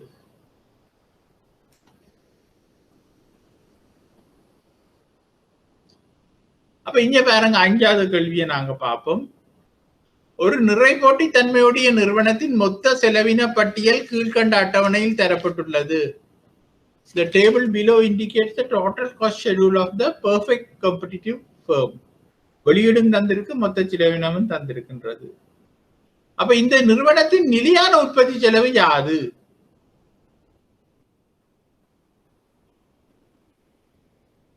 உற்பத்தியின் விலை 6 ரூபாவாக காணப்பட்டால் எத்தனை வெளியீடு அலகுகள் இந்த நிறுவனம் உற்பத்தி செய்ய வேண்டும்? உற்பத்தியின் விலை ரூபாய் 6 காணப்பட்டால் எத்தனை வெளியீட்டு அலகுகளை இந்த நிறுவனம் உற்பத்தி செய்ய வேண்டும்?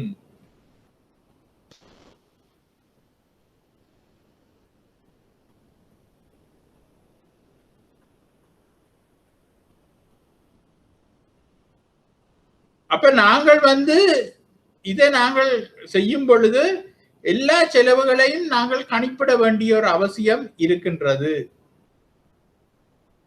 அப்ப இங்க வந்து முதலாவது வரியில வெளியீடு போட்டு கிடக்கின்றது.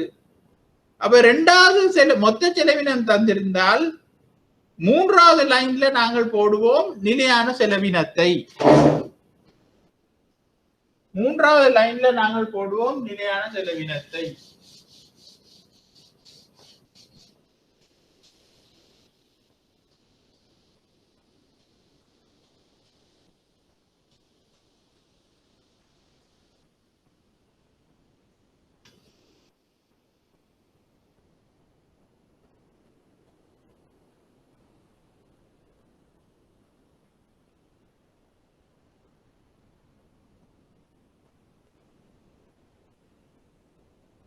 மூன்றாவது லைனில் நாங்கள் நிலையான செலவினத்தை போடுவோம்.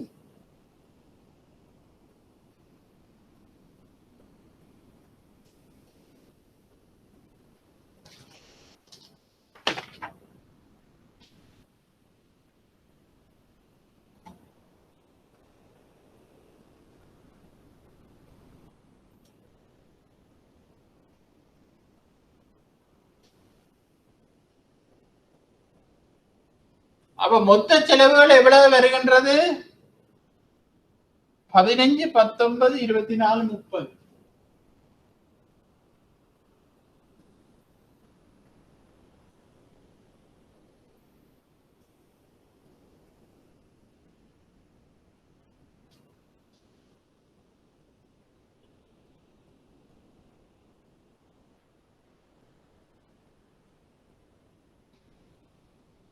அப்ப மொத்த செலவுல நிலையான செலவு என்னென்று நாங்கள் பிடிக்கிறது உற்பத்தி சைவரா இருக்கே ஒரு செலவு நடக்குமெண்டா அது முழுக்க நிலையான செலவு தான். அப்ப இந்த நிலையான செலவு 15. அது எல்லா உற்பத்தி அளவிலையும் இருக்கும், குறுங்காலத்துல அதே அளவாக இருக்கும். அடுத்தது மாறும் செலவு. மாறும் செலவு இங்கே இல்லை, இங்கே 4, இங்கே 9, இங்க 15, இங்க 37, 22, இங்க 30. பாருங்க.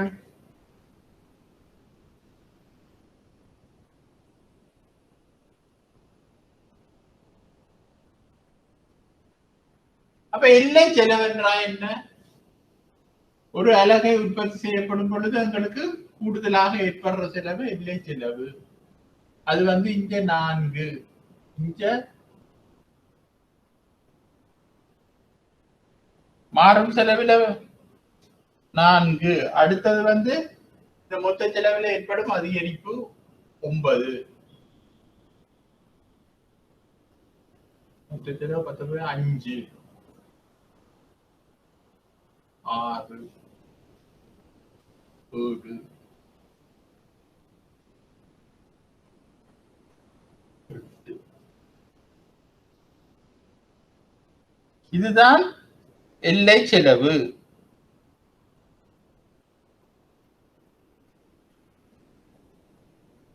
ஆனால் விலை எவ்வளவு என்று சொல்லுகிறார்கள்? விலை 6 ரூபாய். 6 ரூபாய் என்று சொன்னா அது ஒரு பொருள் உற்பத்தி செய்ய மாறுதான் 6 தான். உங்களுக்கு தெரியும் இதுதான் P சமன் D சமன் AR சமன் MR. அது எல்லாம் சமனாகத்தான் இருக்கும்.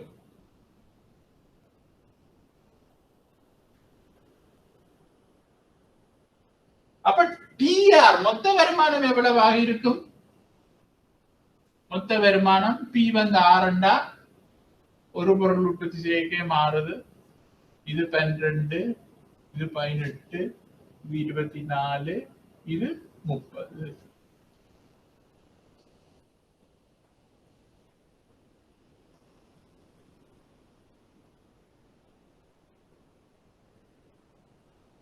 அப்ப MR எவ்வளவு இருக்கும்? இங்க பாருங்க, PD, AR, MR எல்லாம் ஒன்றுதான். அப்ப இது AR சொல்லிக் கொள்ளலாம். சாரி, TR இல்ல, ARம் MR தான் ஒன்றாக இருக்கும்.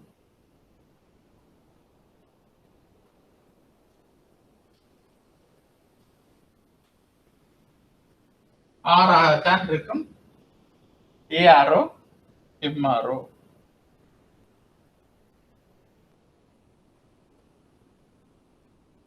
இதுல மாறுதானே.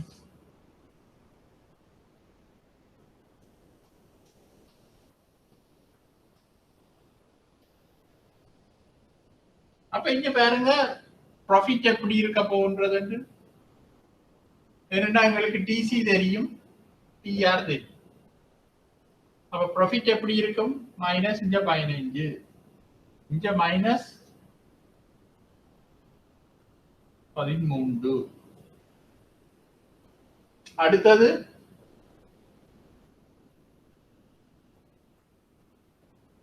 மைனஸ் 12,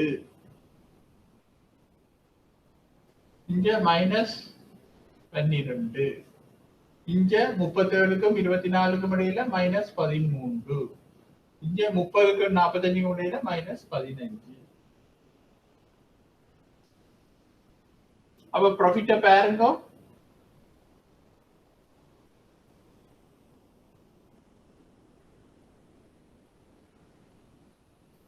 எல்லா இடத்திலேயுமே லாபம் என்பது நட்டமாகத்தான் இருக்கின்றது. அதாவது டிஆர் மைனஸ் டிசி.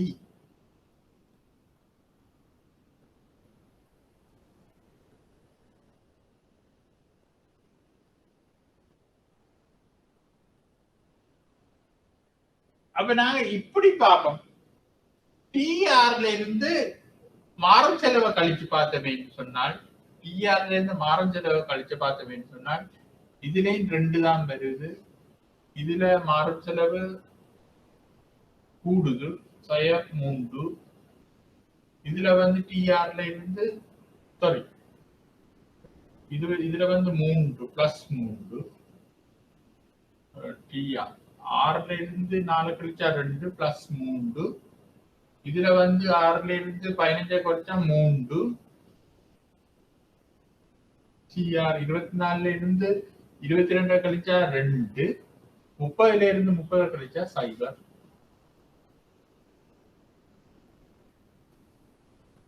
டிஆர்ல இருந்து மாறும் செலவை கழிச்சு பார்ப்போம்.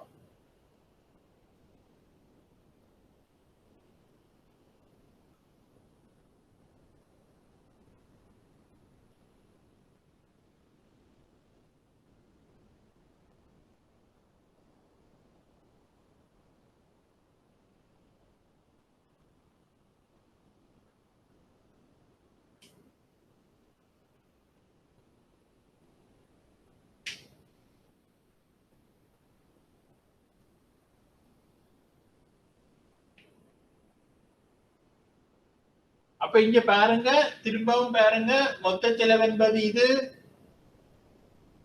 மாறும் செலவு என்பது இது, லாபம் என்பது இது என்று நாங்கள் பார்த்துட்டோம்.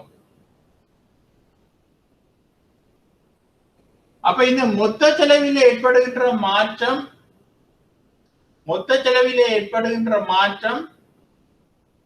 எல்லை செலவாக அமைந்து காணப்படும். இல்லாட்டா மாறும் செலவில் ஏற்படுகின்ற மாற்றம் எல்லை செலவாக அமைந்து காணப்படும்.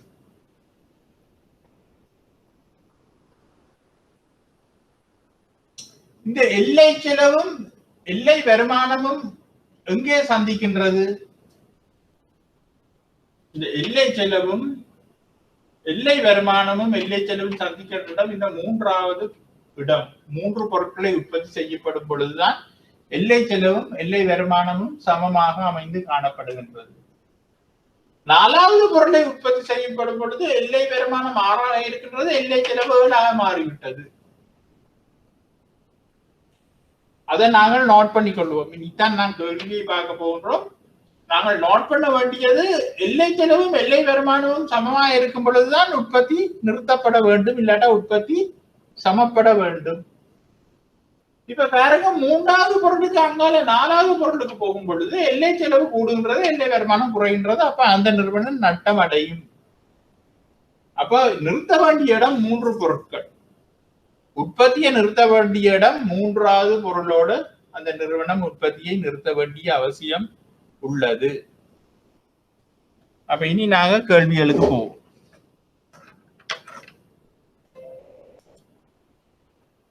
கேள்வியில என்ன கேட்கப்படுகின்றது? இந்த நிறுவனத்தின் நிலையான உற்பத்தி செலவு யாது? நிலையான உற்பத்தி செலவு என்ன? 15. என்னென்று நாங்கள் பிடிச்சோம்? 15 தான் நிலையான உற்பத்தி செலவு. ஒரு பொருளும் உற்பத்தி செய்யப்படாத சந்தர்ப்பத்திலே எங்களுக்கு ஒரு செலவு ஏற்படுது என்று சொன்னா அது முழுக்க நிலையான உற்பத்தி செலவு. அப்ப அதுவே ஒரு பொருளை உற்பத்தி செய்யப்படும் போது மொத்த செலவு 19ஆக மாறுது என்று சொன்னா அங்கே நிலையான செலவு 15, அந்த ஒரு பொருளை உற்பத்தி செய்வதற்கான மாறும் செலவு 4 என்று நாங்கள் எடுத்து இப்ப அட்டவணையை கீறினோம்.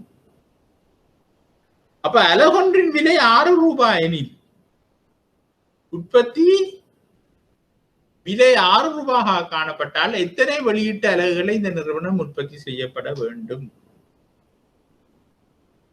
அப்ப விலை 6 ரூபாயாக காணப்பட்டால் எத்தனை அலகுகளை உற்பத்தி செய்ய வேண்டும்?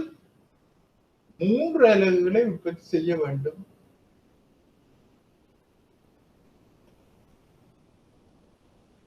மூன்று அலகுகளை உற்பத்தி செய்ய வேண்டும் என்றுதான் நாங்கள் பார்த்திருக்கின்றோம். ஏன்னா 3வது அலகுல சமப்படுகின்றது எம்சியும் எம்ஆரும். விலை 6ஆக காணப்படும் பொழுது எம்சியும் எம்ஆரும் சமப்படும் இடம்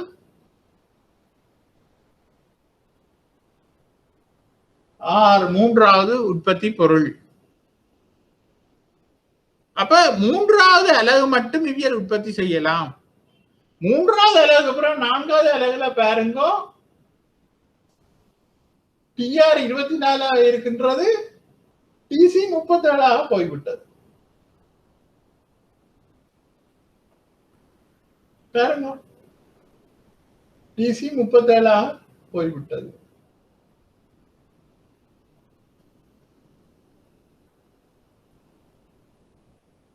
எம்ஆர் 7 போய்விட்டது. எம்சி சாரி எம்ஆர் 6 உள்ளது, எம்சி 7 உள்ளது. அவை 3 பொருட்கள் மட்டும் உற்பத்தி செய்யலாம்.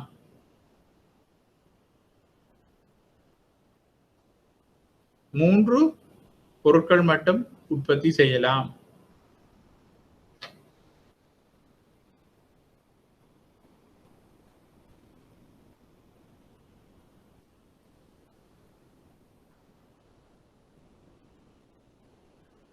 ஆனால் நிலையான செலவு என்பது தொடர்ந்தும் இருக்க போகின்ற ஒரு செலவு. 3 அலகு மட்டும் உற்பத்தி செய்வதுதான் எம்சி சமன் எம்ஆர் இருப்பதனால் 3 அலகு மட்டும் உற்பத்தி செய்வதுதான் பொருத்தமானதாக இருக்கும். இதோட உற்பத்தியை நிப்பாட்டினா தான், ஏனென்று சொன்னா இதுவும் எம்சியும் எம்ஆரும் சமனாக இருப்பதால்.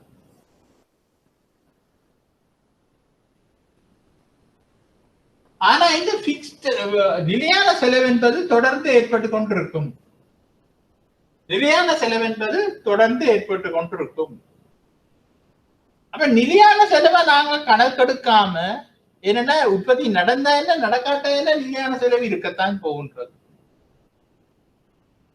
அப்ப இந்த நிலையான செலவை நாங்க விட்டுட்டு மாறும் செலவை மட்டும் பார்த்தோமேண்டா பாருங்க, மொத்த வருமானம் 4 பொருட்கள் உற்பத்தி செய்யும் பொழுது 24, மாறும் செலவு 22 இருக்கின்றது. ஆகவே ஏதோ ஒரு வகையில ஒரு 2 ரூபா கூட எங்களுக்கு கிடைக்கும். அப்ப அப்படி பார்க்கும் பொழுது, அதாவது இந்த நிறைபோட்டி சந்தையிலே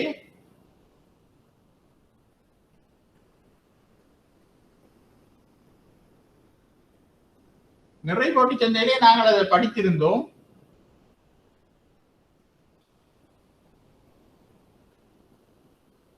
இது நாங்க எம்சி என்று சொல்லுவோம். எம்சி 2ஆம் தரம் பெற்ற இடத்துலதான் உற்பத்தி நிப்பாட்டப்படும். எம்சி 2ஆம் தரம் பெற்றப்படுகின்ற இடத்துலதான் உற்பத்தி நிப்பாட்டப்படும்.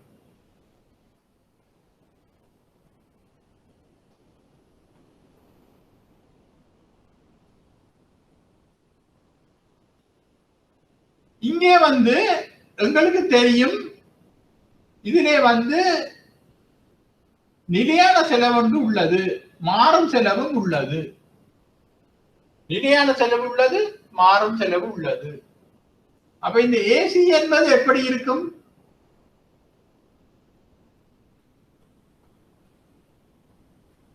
ஏசி என்பது இப்படி இருக்கும்.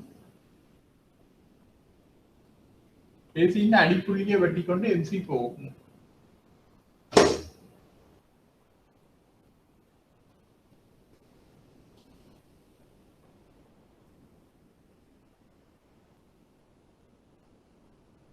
இது நிலையான செலவாக இருக்கும்.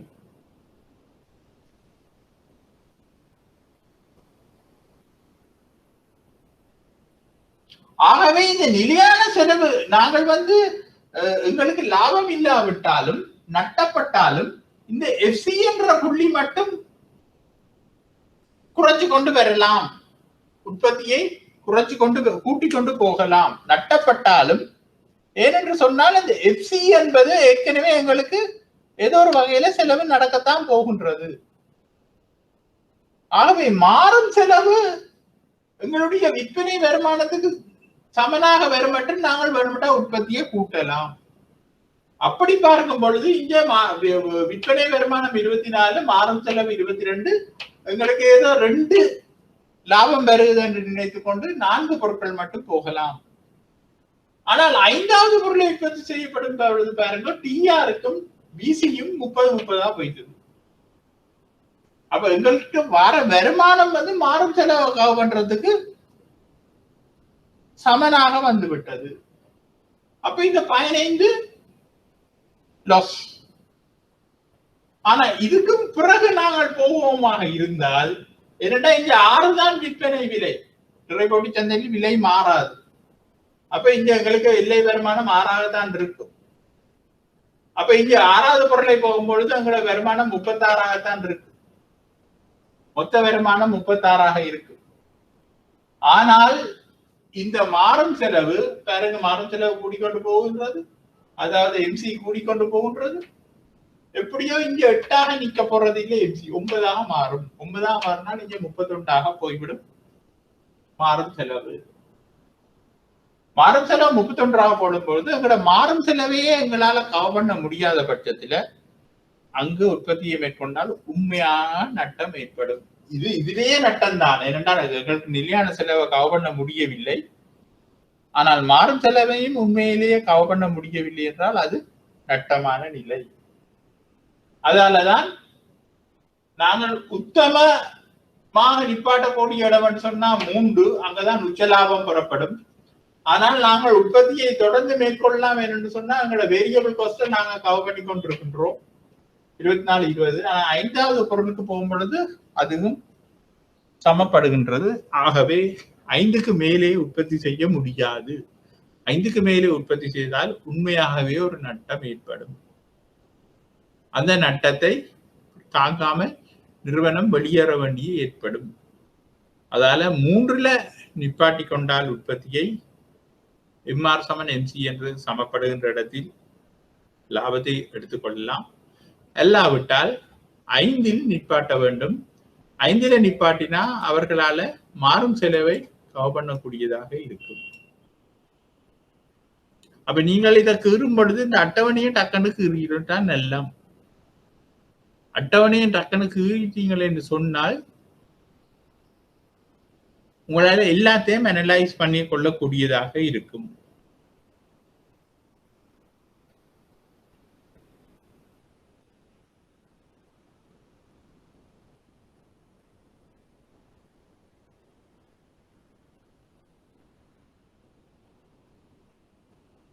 அடுத்தது நீண்ட கால சராசரி செலவு வளையின் உருவம் யாது? ஏன் விளக்கப்படங்களுடன் சுருக்கமாக விளக்குக. அப்ப நீண்ட கால சராசரி செலவு என்பது ஒரு பெரிய ஒரு யூ ஷேப் அகண்ட வடிவமாக இருக்கும். அது ஏன் என்று சொன்னா சின்ன சின்ன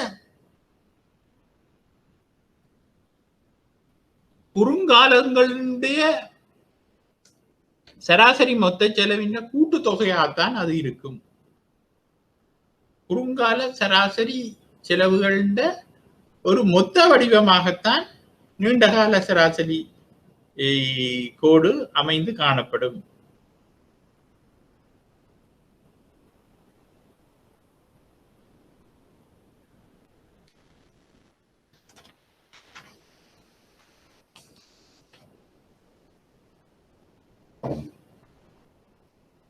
அப்ப நீண்ட காலம் என்றா என்ன, குறுங்காலம் என்றா என்ன?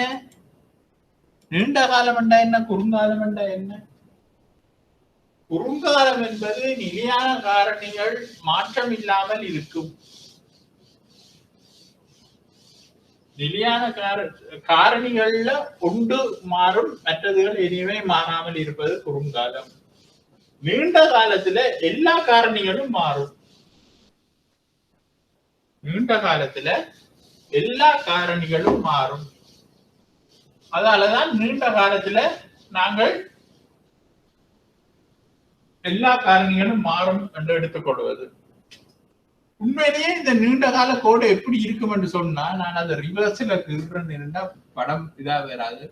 Long term average total cost. Long term average total cost. இதுல ஒரு குறுங்காலம் இருக்கும். இது short term average total cost. இது ஷார்ட் டேர்ம் எம்சி. இது 1 என்று சொல்லுவோம். இதுல 2வது கோடு இருக்கும். இதுல ஷார்ட் டேர்ம் எம்சி கோடு இருக்கும். இதிலே மூன்றாவது கொடி இருக்கு. இதிலே எஸ்என்சி. அப்ப நிறைய குறுங்காலங்களின் சேர்க்கை தான் ஒரு நீண்ட காலம். நிறைய குறுங்காலங்களின் சேர்க்கை தான் ஒரு நீண்ட காலம். சரி.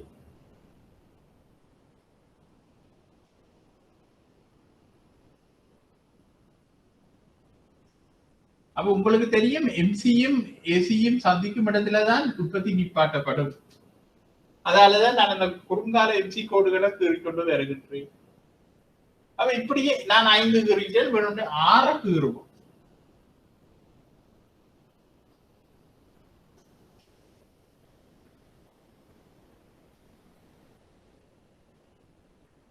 இந்த 6 குறுங்காலங்களும் சேர்ந்ததுதான் நீண்ட கால கோடாக அமைந்து காணப்படும். ஆனா உண்மையின்படி இந்த படத்தை கீறுறதுக்காக நான் முதல் லாங் டேர்ம் கோட்டை கீறி போட்டு குறுங்காலத்தை கீறினது. உண்மையிலே இந்த குறுங்காலங்களை கீறி போட்டு அதை தொடுப்பதாகத்தான் நீண்ட கால கோடு வர வேண்டும். அப்ப ஒவ்வொரு கட்டத்திலையும் இதுதான் உற்பத்தி சமநிலைப்படும் இடம். ஏசியும் எம்சியும், அதாவது ஏபிசி எம்சி சந்திக்கிற இடம். அதை அப்படியே தொட்டுக்கொண்டு போக நீண்ட கால சராசரி செலவு கோட்டை வரும். அதே நீண்ட காலத்துல இப்படி இருக்கின்றதுன்னு சொன்னால் நிறைய குறுங்காலங்களை சேர்த்ததுதான் நீண்ட காலம். அவை இப்படி அண்டாவாக இருக்கு, ஒரு யூ ஷேப்ல விரிந்த வடிவம். அப்ப இப்படியான ஒரு நிலை வர்றதுக்கு காரணம் என்னன்னு சொன்னால் அந்த உள்ளக சிக்கனங்கள், குறுங்காலத்துல இருக்கின்ற உள்ளக சிக்கனங்கள் இல்லாம போகின்றது. ஒரு குறுங்காலம் ஒரு குறிப்பிட்ட அளவு மட்டும் எக்ஸ்பேன்ஷன் உற்பத்தியை மேற்கொள்ளலாம். அதுக்கு பிறகு அந்த காரணிகளை விரிவாக்கம் செய்துதான் அடுத்த குறுங்காலத்துக்கு வருகின்றோம். அதுக்கு பிறகு அதுவும் காணாம போக பிறகு விரிவாக்கம், அப்படி விரிவாக்கம் செய்து கொண்டு போகும் பொழுது ஒரு கட்டத்துல அதனுடைய செலவுகள் கூடுகின்றது. அப்ப இதுல இந்த நீண்ட கால எம்சி கோடு என்று நாங்கள் பார்த்தோமே என்று சொன்னால் அது வெற்ற புள்ளி இதன் அடிப்புள்ளியாகத்தான் இருக்கும். அப்ப நீண்ட காலத்திலேயும் அந்த நிறுவனம் ஏசி எங்க எம்சி வெட்டுதோ இல்லாட்டா எங்க அடிப்புள்ளி இருக்கின்றதோ அங்கேதான் அந்த உற்பத்தியை நிறுத்த வேண்டும். அப்படி நிறுத்தும் பொழுதுதான் அந்த நிறுவனத்துக்கு லாபமோ நட்டம் ஏற்படாத நிலை ஒன்று ஏற்படும். அது நாங்கள் சொல்றது இன்டர்னல் அண்ட் எக்ஸ்டர்னல் எக்கனமிஸ், அதாவது எக்கனமிஸ் ஆஃப் ஸ்கேல் என்று நாங்கள் படித்தோம். அளவு திட்ட சிக்கனங்கள் என்று. அந்த அளவு திட்ட சிக்கனங்களை நாங்கள் கடைபிடிக்க முடியாத நிலை வரும் பொழுது, சிக்கன அளவு திட்டம் என்றா என்ன? ஒரு பொருளை உற்பத்தி செய்து கொண்டு போகும்போது உங்களுக்கு பெரிய அளவில் உற்பத்தி செய்யும் போது நிறைய சிக்கனங்கள் ஏற்படும். அந்த சிக்கனங்கள் இல்லாத நிலை ஏற்படும் பொழுது அது நீண்ட காலமாக மாறுகின்றது. அப்ப டிஸ்இகனமிஸ் என்று சொல்லுவோம். டிஸ்இகனமிஸ் ஆஃப் ஸ்கேல் என்று நாங்கள் படித்திருக்கின்றோம். அதை நீங்கள் பார்த்தீங்கன்னா விளங்கும். அப்ப அதன் மூலமாகத்தான் நீண்ட கால செலவினம் அந்த ஒரு கட்டத்துக்கு அங்கால அதிகரிக்கின்றது.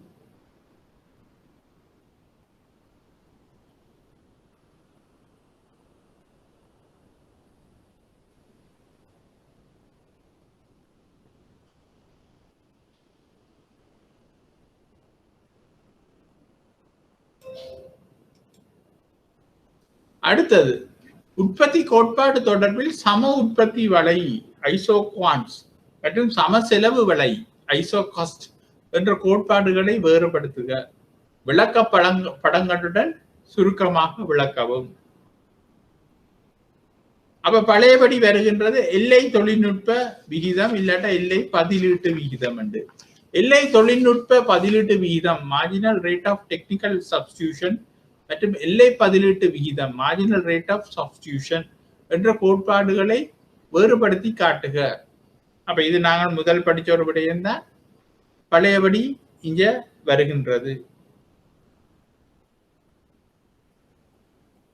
ஆகவே நாங்கள் இந்த 2 விடயத்தையும் அடுத்த வகுப்பில் இன்னும் ஒரு 6-7 நிமிடங்கள் தான் இருக்கின்றன.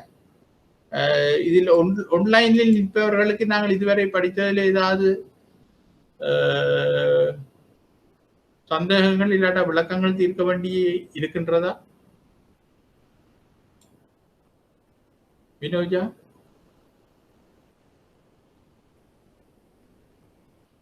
ஓகே, நீங்களும் ஏ லெவலில் எக்கனாமிக்ஸ் படித்தனீர்கள் தானே?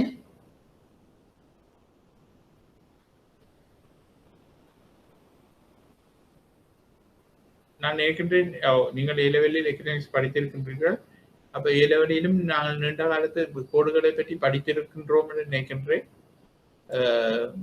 ஆகவே நாங்கள் இந்த 5வது கேள்வியிலே 3, 4 இருந்து நாங்கள் அடுத்த வகுப்பில் பார்ப்போம். நாங்கள் ஏப்ரல் நான் நினைக்கின்றேன் 10ஆம் தேதி மட்டும் நாங்கள் பார்க்கலாம் என்று இயலுமானவரை நாங்கள் ஒரு 3 பாஸ் பேப்பரையாவது நாங்கள் பார்ப்போம். அதுக்குள்ள நீங்கள் இந்த இதில் செய்யக்கூடிய கணக்களை முதலில் செய்து பார்த்தாலும் இதில் 8 கேள்விகள் இருக்கின்றன. நாங்கள் 5ஆவதில் நிற்கின்றோம். இன்னும் 3 இதை முடிச்சுட்டு அடுத்த பேப்பர் செப்டம்பர், அதுக்கு பிறகு இந்த லேட்டஸ்ட் பேப்பரையும் நாங்கள் செய்வோம். ஆகவே இன்னும் ஒரு 7-8 நிமிஷம் இருக்கிறபடியா உங்களுக்கு ஒரு பிரச்சனையும் இல்லாத பட்சத்தில் நாங்கள் இந்த வகுப்பை முடித்துக்கொண்டு நாங்கள் அடுத்த வகுப்பில் இதிலிருந்து நாங்கள் தொடருவோம். வணக்கம்.